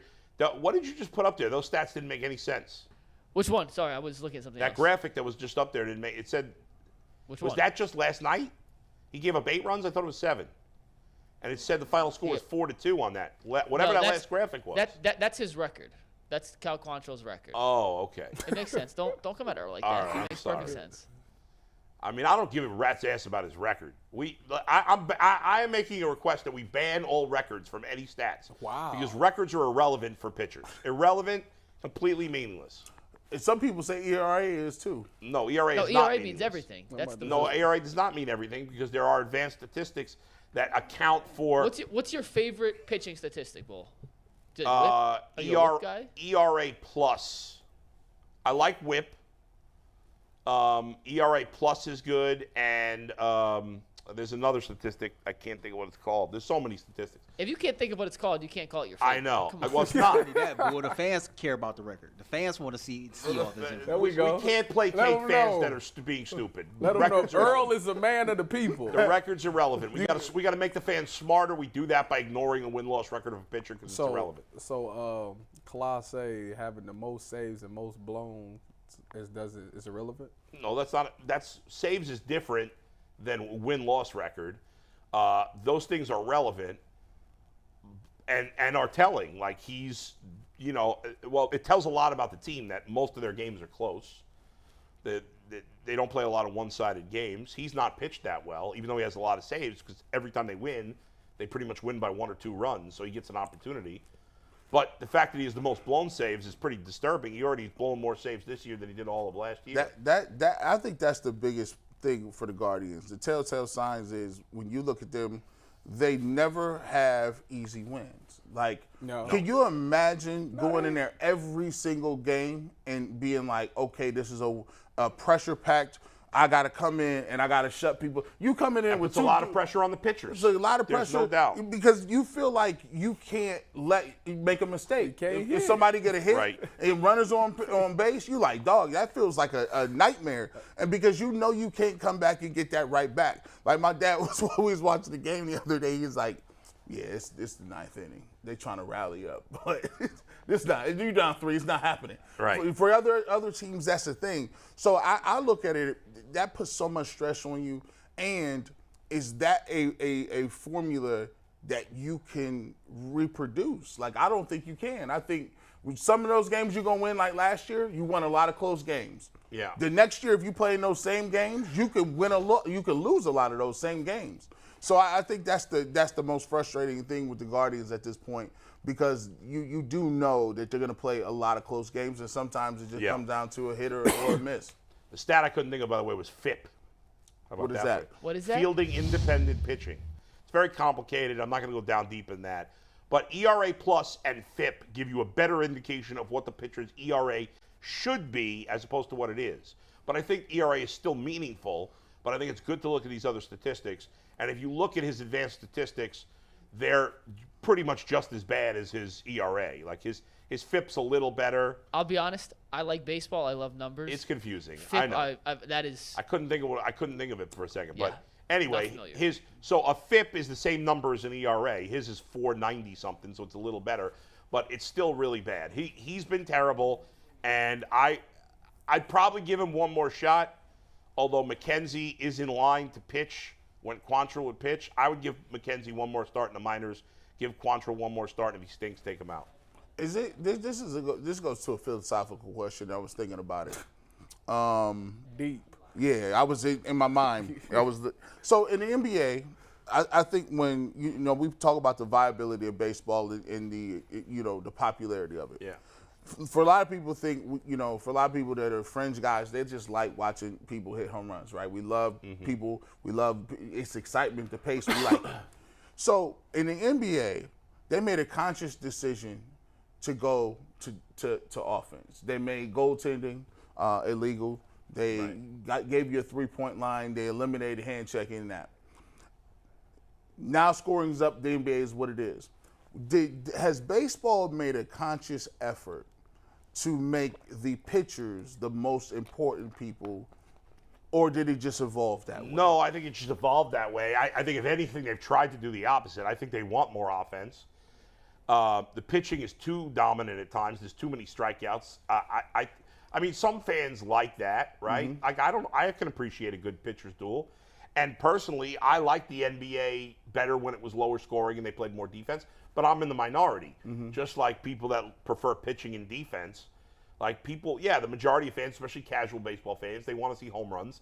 You want to see a lot of runs scored. I think, they've messed with the ball over the years, and so we've seen the ball be juiced some years or whatever. Not literally juiced, but just the way it's made it a little easier to hit. But if they wanted to make a significant change to help offense, you could move the mound back or lower the mound. I can't believe what you saying right now. What? I just said yesterday on my podcast that defense wins championship, and you scolded me. Hey, you were talking about football. We're not talking about football. We talk about baseball. Period. I didn't think you'd be a defensive guy. I thought you just was all we don't like defensive baseball. I like defense in every sport. I like defensive baseball, but I like high-scoring games. I like a little of both. But in basketball, I preferred the style of the 80s and 90s where it was physical, guys beat the crap out of each other. Why? I just found that more exciting for me. It was more exciting. But I'm definitely in the minority, so I don't think they should mess with it. It makes it easier for people with less talent to compete. Like, if you think about it, if the Pistons weren't allowed to play that way, they'd never win because they're not as skilled as some of these other people, Jordan and Pippen and guys like that. They had to make it where, hey, I could be physical and still compete. I could be a Sixers team or a Detroit Pistons team. What about football related? You're a defensive guy. You mean like you rather 6-3 than 63 to 50? Oh, I love high-scoring football games. High-scoring football games is where it's at. I'm a defender, but I think they've done a good enough job to I don't even know who you are. You'd rather watch a 6-3 game than 35-34? Yeah, because you got to play perfect. You're definitely in the minority on that one. You got to play perfect. McNuggets. It is 12:15. I got to remind you guys real quickly that if you're not, just hit that like button. If you can't like it, subscribe to the channel. It's free. If you want to do extra, become a member. We appreciate you all. The lunch hour is brought to us by College Companies Championship. Check them out, collegegolf.com. And joining us now is Evan Dammerall from Locked On Cavs with some potential Jarrett Allen trade scenarios because he wasn't a fan of some of the ones we picked the other day. Apparently on their podcast, they were crushing you, Mike. I know. I didn't involve any picks in my deals, and we'll see Evan in a second. He could explain his deals. They involve some picks, so it's not apples to apples, but they weren't a fan of some of my trades. And, Evan, let's see what you got then. By the way, has anybody figured out if we got the bone out of Donovan Mitchell's throat after choking in the playoffs? Wait, is everybody saying that we should 1,000% trade Jarrett Allen? Everybody's off the Jarrett Allen? No, I don't think so. You want to trade Jarrett Allen, Evan? You want to trade him? No. What could you get for him? See, that's a great question because we talked about Mikey's trade quite a bit, and no disrespect to him, we've made it clear we love him dearly, but if you are the Cavs, the value that you can probably get for a center that doesn't shoot three-pointers right now isn't super high, and if you look at how this team is a defensive-first team, Allen's a big part of that, and the juice just may not be worth the squeeze right now because teams may not be high on Allen as a player, and the Cavs just may not get a return that they're willing to kind of bite the bullet on. I mean, unless they get like something dramatic. I threw a dramatic trade out there, of course, but I just don't see anything tangible really happening, and it just keeps echoing in the back of my head that Kobe Altman said nothing dramatic is going to change for this team this offseason. There's probably going to be some moves on the margins, and Allen being traded would definitely be a dramatic trade. I mean, if the Cavs don't make any significant moves, how do we expect them to be significantly better? Just because they're young and they'll grow? I don't know. I'm not feeling good about that. I don't know about you guys. Oh, no. I think that's delusion. Like that Kobe Altman, when he says that, like I don't understand why. I don't get why people are not understanding the way these new dudes think these young athletes is thinking. They've given you the blueprint of how they're going to make this move. If Kawhi Leonard won a championship in Toronto and then left, what do you think Donovan Mitchell is going to do? Like, you have to actually get to the conference finals and win it for him to say, okay, I might think about signing an extension here. But even with that, Kyrie Irving wanted to leave after they won a championship. That's not going down. I don't know what Kobe's thinking about. Am I crazy? He's naive. No, I don't think you're crazy necessarily. You do notice one thing when Kobe talks about their approach and just this rebuild in general is they look at guys who want to be in Cleveland long term. Since I love this city, I know you guys do too, but if you were a guy in your early to mid 20s and you had generational wealth on a dotted line and you could pick where you got to live, with it's like Miami, Los Angeles, even New York if you wanted to, I think I'd lean towards that if I had the option. And I think that's the beauty and the frustration when it comes with free agency. And you look at teams like Cleveland, they do go get Donovan Mitchell in that trade. And I agree with you, G. Bush. Like, you have to kind of maximize your opportunities here, not just to win now because you made a win now move to get him, but you're also convincing him, hey, Donovan, you expected to be in New York. A lot of us expected you to be in New York. Why don't you just stick in Cleveland for the remainder of your career, even though Cleveland isn't home to you like New York is? Mayor Bibbs fixing downtown. He's going to be more appealing. You know? So we brought Evan on, though, to discuss some Jarrett Allen trades. Yeah, let's get to these Jarrett And we Allen. have 4 of them. The first one, Evan, looks very similar to one of the ones I presented Whoa. that you guys ripped apart. So I'll let you go. This is the first Mavs trade. You can take it full, Steve. 196. It's a Mavs trade with Jarrett Allen, with the Cavs getting Tim Hardaway Jr., JaVale McGee, and a first-round pick back. What was your trade that was equivalent to this? I just didn't include a first-round pick. I didn't do any picks in mine, so that was the one caveat. So Evans is more realistic in that sense. Evan, you want to explain why this one makes sense? That deal. So for me, you're getting shooting in Tim Hardaway Jr., which is what you need the most if you're the Cavs, especially at the wing spot. JaVale McGee's a dude that has already played here, was kind of not the coach on the floor because that's disrespectful to what he is as a player, but like was one of those mentors and veterans that the guys just really gravitated to in the locker room, and like it could just be a welcome face, and also probably a decent enough to be like your third or fourth big off the bench. But the real prize here is that first round pick from Dallas, which is 10th overall right now. And if you're Cleveland, you could take a player if you want to develop him, and if you want to do that course, or you can trade back in the draft or use that lottery pick for a team like San Antonio, who wants to trade back into the lottery to maybe add to Victor Wembanyama, to maybe go pick from some of the younger players that they have at the wing spot that are more NBA ready and ready to help you contend with Donovan Mitchell on your roster. The only thing I'm confused is, I thought you were saying that Mike's trades were 2 in the Cavs' favor, and this trade. No. Okay. It's more so just when he did include the draft picks, and we didn't know that he didn't think of including draft picks at the time. We're like, okay, well, if you're doing this simple of a trade with Dallas, you need to pry that first round pick from them, because you need a return to be worth the phone call and the transaction to actually happen. Jarrett Allen is worth the first round pick. For as desperate as Dallas is to make Luka happy, I think they'd be willing to pay that price. I'd sign me up. That's actually sign it. And by the way, I and if you do get the first round pick, somebody get me Imani Bates on the line. Can we get him? I gotta say, listen, Evan, you know more about basketball than I do. I just doesn't. To me, it doesn't make sense that Dallas, like, especially if Dallas loses Kyrie, they will. Then they're kind of. I mean, they got Luka at nothing really, so I can't imagine they would trade their 10th pick when they need to build. I mean, I don't know. I mean, Jarrett Allen as a like. Maybe I'm just blowing out of proportion how bad Jarrett was in the playoffs, and maybe teams think more highly of him. I just can't imagine somebody would give up that high a pick for Jarrett Allen. I don't know. I hope you're right. I think it is the Luka factor. I think the Kyrie concern is a real thing too. And if you look at how football operates, if the NBA let their free agency period happen before the draft, I think this would make these decisions a lot cleaner for a lot of these teams. Yeah. I think there's a little bit of fun in the chaos too, and maybe there's a handshake deal or a wink, wink, nudge, nudge behind the scenes in the not so legal tampering period that the NBA goes through all the time. So there is that avenue. You have to wonder what Kyrie's going to do, and I don't think anyone knows what Kyrie's going to do. Not even Kyrie knows what he's going to do at this point. But you might want to take that risk just because Dallas hasn't had a clear answer at center. Like, their solution was JaVale McGee at first, and he wasn't even playing. Christian Wood is a sixth man for them, even though he was supposed to be their starting center for a bit.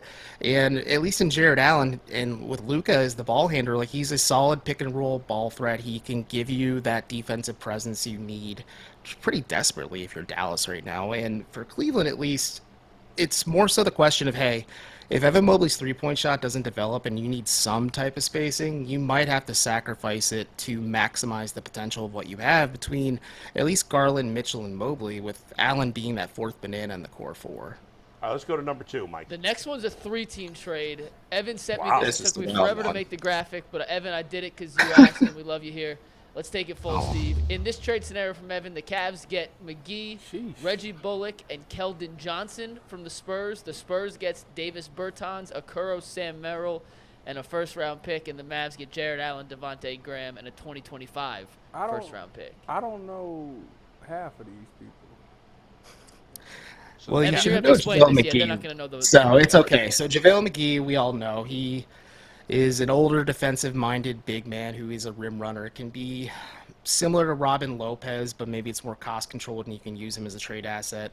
Reggie Bullock is a big, small forward. He's a better shooter than Hardaway Jr. He's more consistent in terms of Dallas's shooters, and I think that's where you can kind of finesse where you're getting this first round pick from Dallas, and you just parlay that to San Antonio to get Keldon Johnson, a guy who may not be part of San Antonio's long-term future, but really blossomed as a two-way wing that is really just emphasizes that three-point shooting touch, and he's only 24, 25 years old, I believe, so he fits in nicely with what you're building, and there's still room for him to grow. And then if you're San Antonio, like I said, they're looking to get another lottery pick, and Isaac Okoro is a guy who was starting for a bit, had that knee injury, lost, it looks like, the trust of the coaching staff in the postseason, and has a lot of questions about his shot going forward. You can send him to a situation in San Antonio where they're not expected to be good right away, and they can give him more of that breathing room to develop that he may not have had during his time with Cleveland, just because of just how weird his situation has been.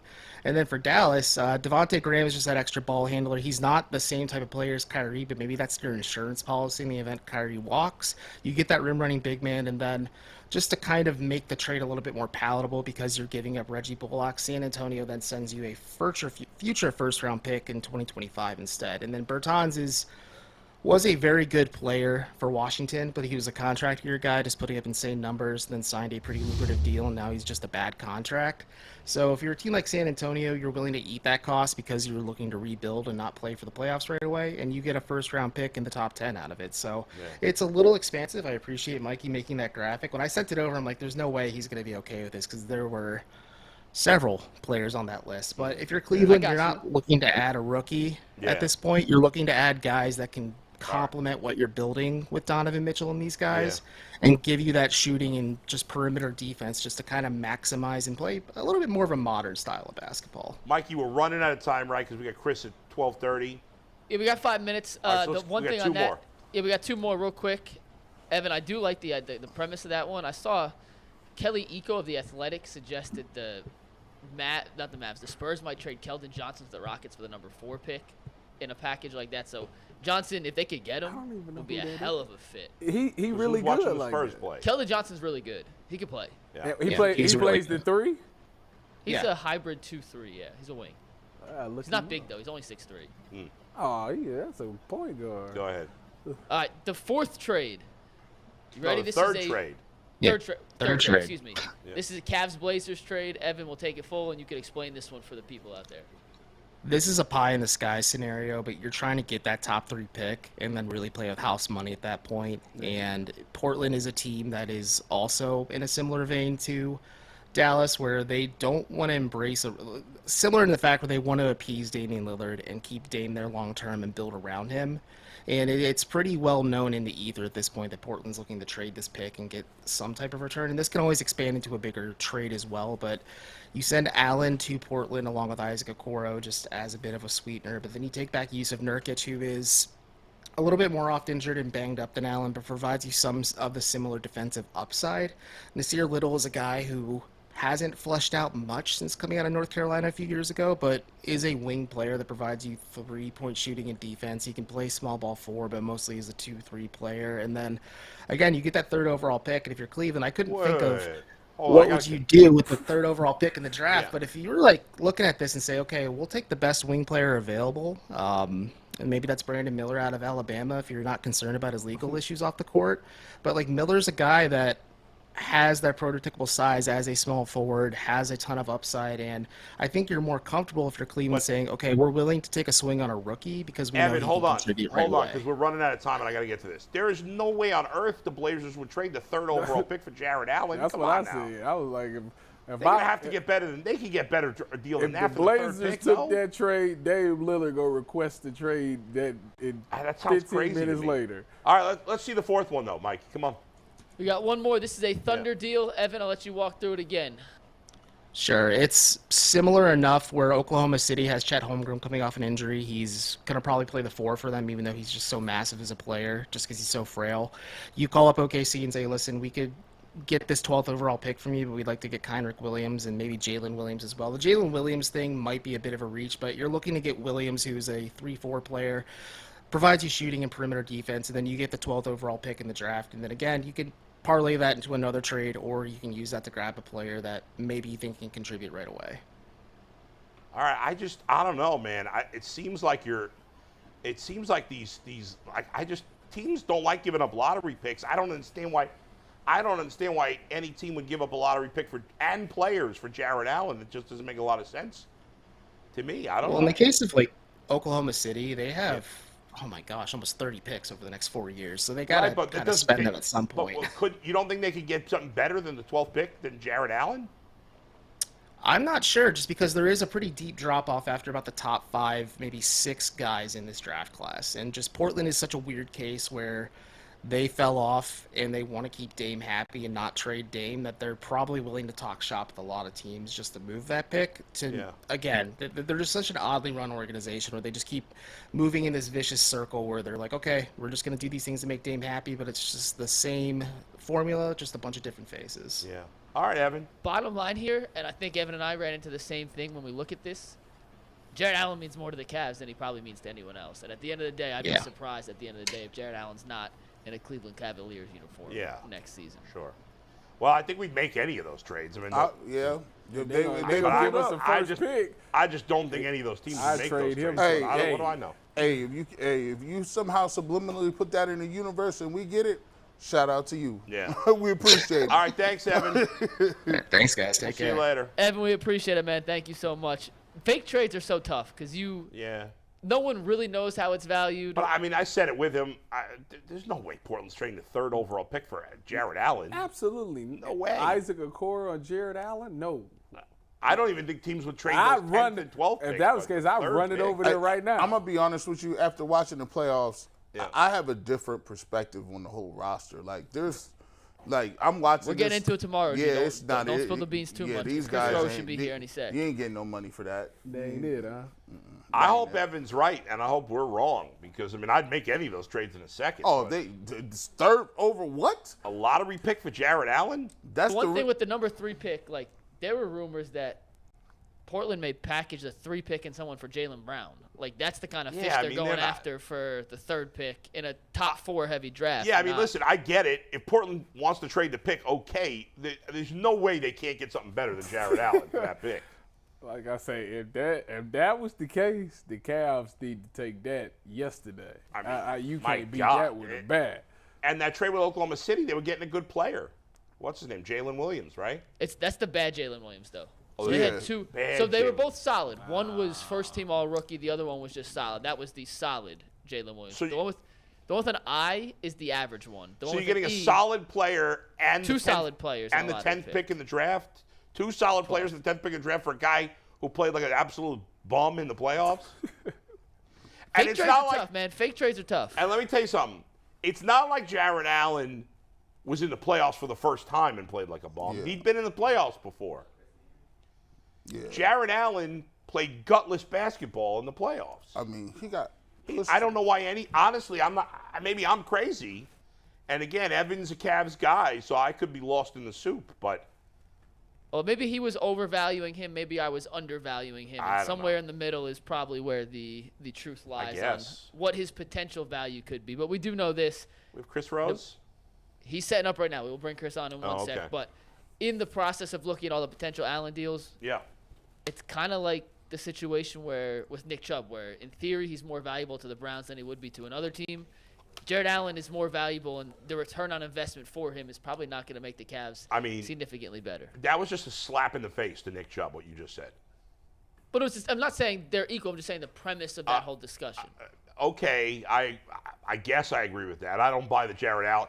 Jarrett Allen, I agree that they're more valuable to their teams than to other teams in the trade. End of story. That's what I said. However, Nick Chubb is way more valuable to the Browns than Jarrett Allen is to the Cavs. I'm not saying that. I just meant that they're more valuable to their current team than you would be. I'm any still fake unhappy with that. trade. I'm unhappy with that comparison because Nick Chubb's a potential Hall of Famer. Jarrett Allen Famer is track, a high-level role guy.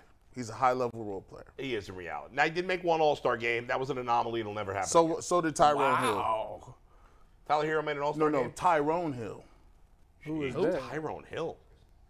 Never heard of it. Tyrone Hill used to play for the Cavs. He made it one All-Star. He was like, "Oh, we got Tyrone Hill." Never heard of him. Yeah, I heard of We got Grant Chris? Hill. Not Chris Tyrone. Rose is with us.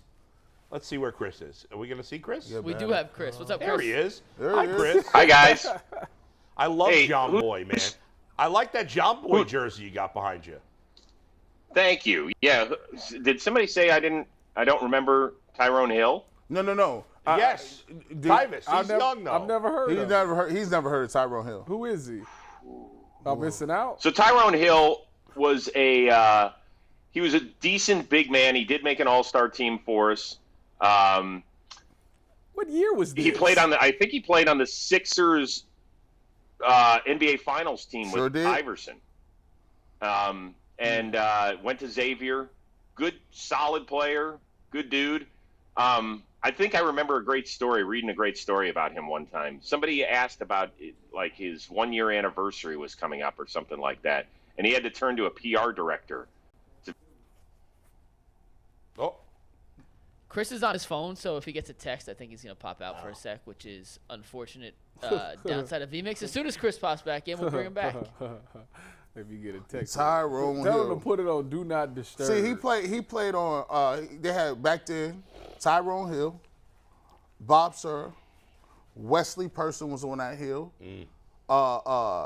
Michael Cage was on that. Michael Cage. Michael Cage was on that roster. Supersonic. Michael Cage. What was Ricky got it back. Davis? We got it back. Who was the legend Ricky Davis? Well, we got to hear the story. Hold on. I want Chris to tell Oh, the no. story. No? Yeah, just that I think he had to check with the PR director as to when his wedding anniversary was. Oh. That's always kind of a bad sign. Wow. That's funny. Chris, we were talking bad about sign. like potential Jarrett. We just had a guy who does a Cavs podcast, does a good job with that. And he's suggesting all these Cavs trades where the Cavs are trading Jarrett Allen for like a lottery pick. In my mind, why would any team give up a lottery pick for Jarrett Allen? Am I being too overreactionary to how he played in the playoffs? Do you think they could get a lottery pick for him? Well, I don't think it's so much how he played in the playoffs, but rather where the sport is. Right. Like, I love Jarrett Allen. I love his personality. Defensively during the regular season, he is an enormous help. But I think when you get to the playoffs, it's a different animal out there, right? Offensively, he's not Bam Adebayo, right? Nope. And he's definitely not Joker. Nobody is. Other than that, what 7-footer-ish type guy had a huge impact on the playoffs? They just don't. So at this point, I understand why we paid him $100 million at the time we did. I love who he is and what he gives the Cavs during the regular season. But if this team's goal is to start winning playoff rounds, plural, then they're going to have to look to move him. But I don't see teams giving up a lottery pick for him either, unless there's a lot more involved in the deal. Right. And maybe that's possible. Well, Chris, after the playoffs happened, and I'm watching the Cavs, and they got Donovan Mitchell, and I'm looking at it, I'm like, man, we kind of far away. And then I look at the Guardians, and I say, okay, well, I don't know if we can win this way, playing small ball, not being able to, hit for power. And then I guess I look at the Browns and say, well, it could be a chance that either the coach signs an extension and we love him, or after 6 games we're like, oh, we're going to start over with this. I mean, who is the closest, as constituted, that you would say between the 3 teams that is the closest to winning a championship? I think the Browns are the closest to winning it all, because if Deshaun gets back to what he was when they traded for him, at least perceived to be that way, then they're going to be in a lot of games this year. And I know that the AFC is really, really tough. But there is a lot of talent on this team. And I actually liked the offseason that Andrew Berry had. I thought a lot of his draft picks, trade, and free agent signings made sense for this roster. We're still either probably the third or fourth best team in this division going in, right? You'd have to give the Bengals and the Ravens, I think, a leg up. But that doesn't mean that the Browns can't win this division, right?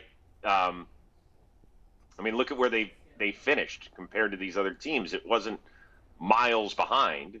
And even though they were a last-place team, they weren't a last-place team like some of these other squads that were out there. Yeah. So they, I think they're the closest. The Guardians, I think, have the best shot at the playoffs, as odd as that sounds. Outside, listen, the Cavs are a playoff team. But it feels like they've got a little bit of ways to go before they're true NBA title contenders. Chris, go ahead, Dave. Chris, I'll just cut straight to the point. D-Hop or DPJ? I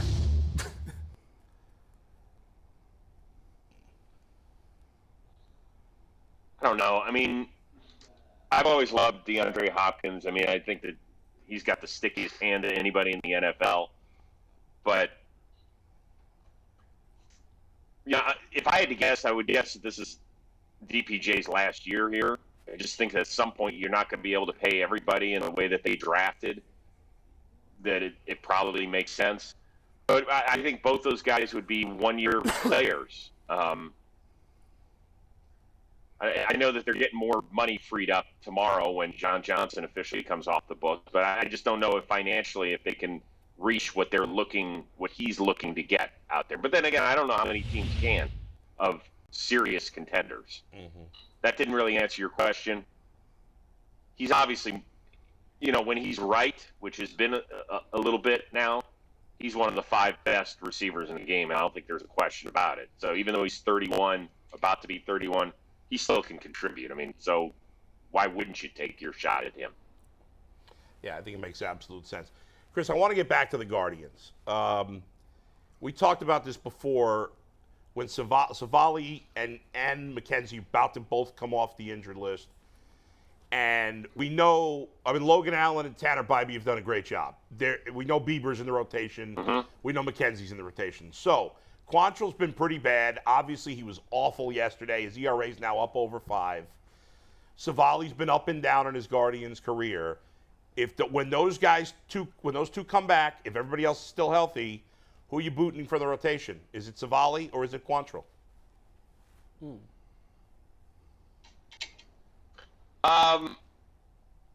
Well, I think Savali's got to work his way back, right? He hasn't been great since he came back at the end of last season. Right. So he needs to show that he's healthy and dependable and all that sort of stuff. But one thing that Cal has been is he's been there every 5 days, and that's a big deal for a starting pitcher. I have said this several times that I really think this is the summer that we trade Shane Bieber. And it's not because I don't like Bieber. I love him. I think he's done amazing things, and even with his velocity drop, the fact that he still is in just about every start that he goes out there, gives you 7 innings, that's huge. But I just don't see him getting an extension here. I think that you could get a lot for him coming up at this trade deadline. I think that they could get some serious power back in that lineup. And I think that they could actually kind of turn this thing around on the fly. Bybee and Allen and Gavin Williams, who's the next one in line, like that, there are teams that would drool to have one of those guys. No doubt. We've got 3 of them. So because of the way that we operate, you have to sometimes deal from a position of strength. The fact that we never hit home runs, guys. It is so hard to string together against the type of velocity that's out there. 3 or 4 hits in an inning to get multiple runs instead of just one swing of the bat. It's like they're fighting with one hand tied behind their back, and they know that that's the way it is right now. Chris, I couldn't agree with you more. Now is the time not only to trade Bieber, but to trade him for some proven talent. Like, no more of these trades for minor leaguers. They've got 1 million minor leaguers. They've got a ton of talent. I think, I was talking about this yesterday, the Cardinals are a perfect trade partner for the Guardians. They are loaded with outfielders, right? I mean, Walker, they sent him back to the minors, but Tyler O'Neill, Dylan Carlson, on and on and on. They got all these outfielders. They need a pitcher. And the Guardians need some hitters with some power. I think a Bieber, as the crux of it being Bieber for Tyler O'Neill or Dylan or whoever, somebody, maybe two guys from that outfield mix. I think they're good trade partners. I hope that they can get something done like that, and I hope that they just don't trade for a bunch of A-ballers. The problem is that a Tyler O'Neill or, Alec Burleson, are those guys going to put you over the top? That's the question. Whereas if you get a top-notch prospect who's right on the cusp of that, Baltimore's got a couple of kids. Like, I think that today's start for Shane Bieber is huge for Guardians fans. They're going to really want to watch this because if he shines against that team, they're a team that feels like offensively and bullpen-wise that they could get to the World Series. I think they know starting pitching-wise they're a little bit short. So if Shane Bieber's available and you dip into the best farm system, I'm talking about guys that are right there that could be playing in Cleveland right now. That's something you have to look at because I don't know if those Cardinals guys are the ones that put you over the top eventually somewhere down the line. It may be. I get what you're saying, and you're saying, okay, well, we're not trading for A-ballers, we're trading for guys that are ready to come up in the big leagues right now. Speaking of which, Bo Naylor, I mean, he seems to be ready to come up to the big leagues right now. They've been more aggressive the last couple of years with calling guys up. For some reason with him, I know he was up for the doubleheader, but they haven't called him up. They're getting no production out of catcher right now. Are you surprised they haven't brought him up yet? The only thing that we don't know is the greatest unknown, and that is how a guy calls a game and all that sort of stuff. That's a big deal. Like, I can't tell you what catchers do. I've been around them for 30 years at the big league level, but they're a lot like offensive linemen. I know when they suck. Right. I just don't know when they're great. Right. And that is a huge deal. Like, we would see the 4 at-bats a night out of Bo Naylor and be like, yeah, dude is ready. But if he's not, then it could send your entire pitching staff the wrong direction. And that's the only way I'll defend the Guardians a little bit, is because I don't know. And it's the most mysterious position on the team. But, yeah, I can't watch Cam Gallagher and Mike Zunino hit 187 and balls are bouncing all over the place. And I'm like, I call my buddy Hedgie. I'm like, oh, my God. Yeah. Can we borrow your ball blocking skills? I know that sounds weird, but you understand what I'm getting at. So, last thing on the Guardians here, before we hit on a couple other things, Chris, but I think the trade deadline, now obviously we got a long way to go. We got 2 months, but right now, I mean, the only two teams in all of baseball that are completely out of it are Kansas City and Oakland. Oakland's got nobody to trade. They don't have a single player, right? Ruiz is really their only good player, and they're not trading him.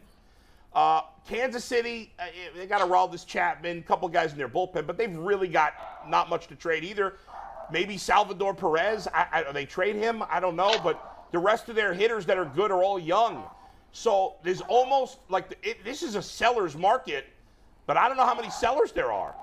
Again, things may change. Maybe the White Sox and the Cubs fall out of it, and they have some pieces to trade. But the Central divisions are so awful that I don't know that the Cubs or White Sox will completely fall out of it. You got 2 months still.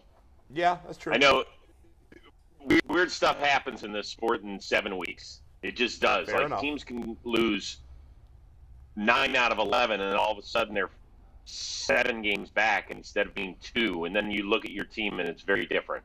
So I think you just have to kind of let it play out a little bit more. But as of right now, it doesn't feel like there's a ton out there.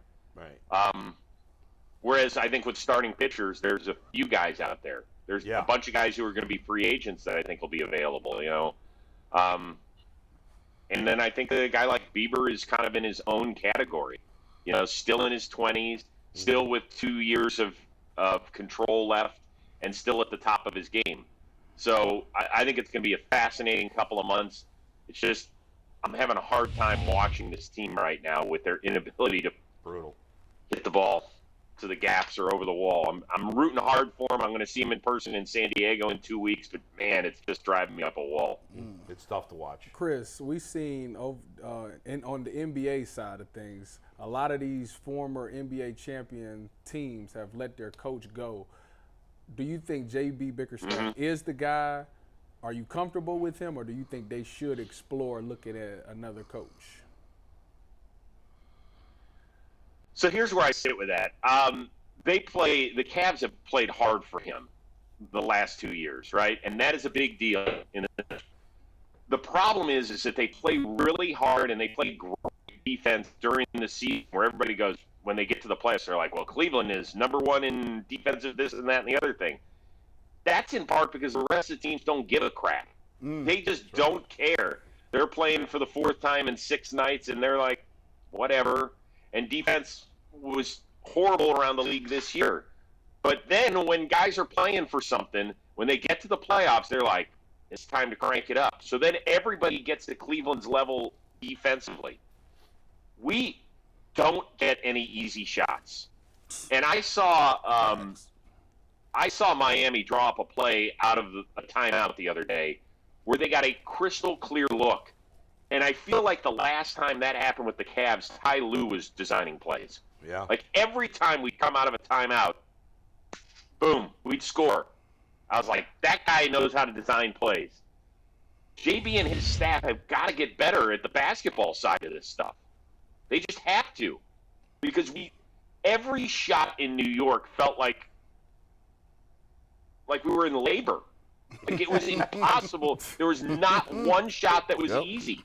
Not one shot. And that is, to me, that's partially on the coaching staff. So they've got the part down where I think the guys believe in the staff, but we got to grow as a staff when it comes to basketball-wise. Because I feel like we're getting left in the dust. You know, Chris, a little along the lines of kind of what Tyvis is saying about J.B. Bickerstaff, and I think maybe this is a more question about Kobe Altman in the direction of the Cavs organization. So you give up the picks to Utah to get Donovan Mitchell, right? Kobe Altman said that, they won 51 games. That's a big market in the league. We're not going to make any sweeping changes. But when you look at Donovan Mitchell's contract, I think he has 2 more years on his deal. And you know what that means. We should know. We've been through Kyrie. We've been through LeBron. When you got 2 years left on your deal, that means you got 1 year, really, because you're going to have to start thinking about whether or not he's going to sign the extension. When Kobe Altman says that, hey, we're not going to make any sweeping changes here, and I'm watching these other teams in the playoffs, and like you said, I'm watching Spoelstra with a play-in team go on the road to Boston after a heartbreaking loss and win that game. You look at some of the teams like Atlanta. You look at teams like Philadelphia. I'm looking at the Cavs, and I'm like, well, they might not be better than any of those teams. And if you're not going to make any sweeping changes, how do they go about getting better? Well, I think to say you're not going to make any sweeping changes and to not make any sweeping changes are 2 totally different things. He doesn't have to tell us the truth. I mean, if so, he'd probably be the first sports executive in history to tell us the truth. Right. So I would like to see some changes, and I think that if there aren't changes, then the Cavs will get left behind. I think there'll be a 4 or 5 seed moving forward. As fun as this team was, and they were a ton of fun to watch, we had like 6 guys that could play. And it shocked the hell out of me because at the beginning of the year, I thought there were a lot more guys that could play on this team. Obviously, there was a gross miscalculation with the Kevin Love situation because they felt like Dean Wade could fill those shoes. And then at the end of the year, he was pulling splinters out of his ass because he's sitting on the bench. So they need to get more depth. They need to get more wing heavy. We're already fighting an uphill battle with starting a smallish front court. So defensively, guys are going to bully them. So there has to be changes. Because if not, then you could be a 50-win team, but the goal isn't to win 50 games. Right. The goal is to win all those games in the playoffs. And by the way, when you mentioned Philadelphia and Atlanta, they got their issues. Yep. They got a ton of issues, both those teams. One of them just had the MVP, and they freaking are infighting and getting rid of their coach, and who knows if that stuff's going to work. That's true, and they choked. They choked, too. Chris, thank you for joining us. We appreciate the time, man. We'll talk to you again soon. Appreciate it, Chris. You got it, guys. Anytime. All right, Chris Rose, he's the best. He loves his Cleveland teams, man. Yeah. He's passionate about it. You know, like you said, Bull, it's crazy that, you go away. He's been doing national stuff for years, and he still keeps in contact. Yeah, he's locked in on all the teams. He's a diehard. There's no doubt about it. Mikey, tell us something. I got one thing I want to read before we do final takes. I got sent this on Twitter the other day of 12 things Cleveland Guardians catcher Mike Zunino can do instead of hitting baseballs because he's been tragic. One of our fans sent. We won't say who it is. But one of our fans sent us this. We won't. They asked to be nameless. So this was from a fan. I'm going to read these. Some are pretty funny. I don't understand all of them. I'll be completely honest. But maybe you guys will. So with that, are you ready? Yes. This is, again, the top. Give me again. These are fan-submitted top 12 things Cleveland Guardians catcher Mike Zunino can do instead of hitting baseballs. Okay. From one fan. Came up with a top 12 list. Number 12, pursue eBay and bid on the very first Johnny Bench batter-up machine he sees. Okay. All right. I like. Is eBay still alive? Yeah. eBay's still so. out there. Yeah. It's still I like alive. that. He could do that. That's true. It'd be good career choice for him. Okay. Number 11, of our fan-submitted top 12 things Cleveland Guardians catcher Mike Zunino can do instead of hitting baseballs. Rub dirt on his thighs so chicks at the bar thinks he actually contributed to the game. Hey, yo. Hey, because we know everybody, we've been playing with one person who has always done that. You're like, what you down there warming the pictures up for? Get dirty. What you doing rubbing that dirt on your Bullpen thigh? catcher. 10's political, so we're going to skip 10. We're going to go to 9 of our fans. Oh, God. Nope, not going to go there. Number 9 on the top 12 things Cleveland Guardians catcher Mike Zunino can do instead of hitting baseballs. Toss on the mask and chest protector, grab a really light bat, and play the "look at me, I'm fencing" gag for the rookies.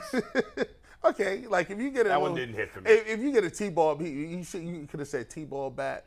He fencing.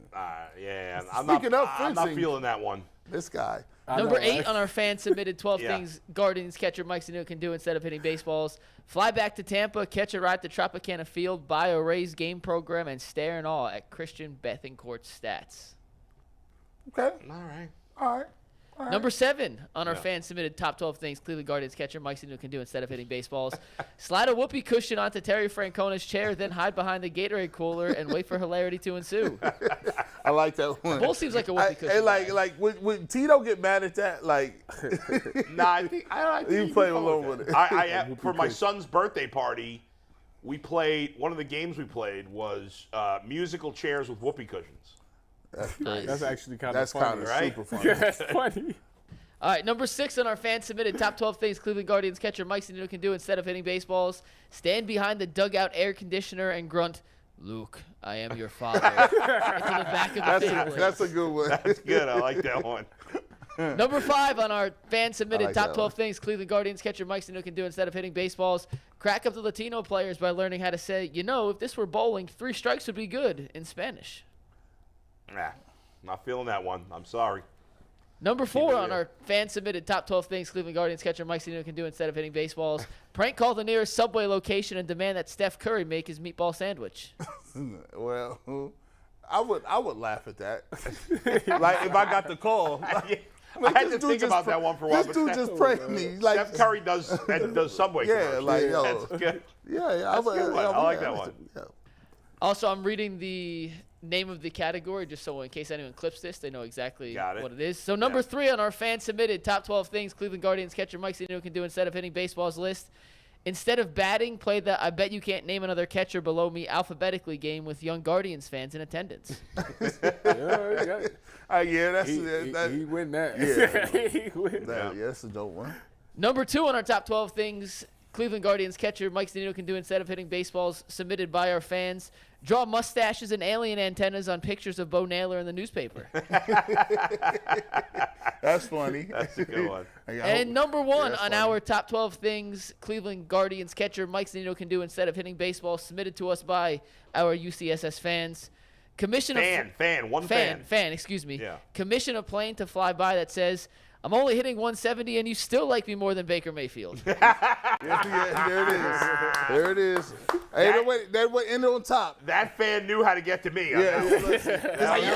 A targeted number one. That was good. That was good. Thank you to the fan out there for the submission. Pretty good. Overall, very pretty quality. good. Very There were quality. 2 or 3 in there. I was like, but most of the, we laughed at more than half of them. 12's a lot too. People realize That's when you a do 12, lot. that's a lot. The That was Steph good. Curry That's quality meatball, list. the Steph Curry meatball sub, like that's. I give that. Yeah, that, I like that too. A quality A- right Yeah, there. yeah. I mean, that was good. I think that was an excellent job overall. Yeah, good job. If you guys have stuff like that and we have a few minutes, we'll try to sneak it in. It worked out. Chris Rose had a dip at 12:55, had a few minutes. Overtime, by the way. Yeah, what are we little doing? tease. This is a good one. We saw the clips from Watson earlier. We're going to show you guys the Browns golf games, and we have our golf expert on the panel today, the one and only Tyvis Powell here, and he's going to break down some of the Cleveland Browns golf swings in a way that no one else First of all, can. I want everybody to know that although I threw the club, my swing was okay. Actually, I had It some all people, goes out the window once the club leaves. Even I've never lost the club out of my hand. Listen, And I'm the worst golfer of all It time. happens, man. I dropped my boy Cardell off. Cardell went to the place where I did this at today. Oh, really? And I told him, yep, if you go out there the whole 8 and look in that lake, it's probably still in Trying there. to find my club. Well, it wasn't my club. It was somebody else's club. Do we have how much time we got? 10 seconds. Oh, we got no more. All right, we'll see you on overtime coming up next. Overtime.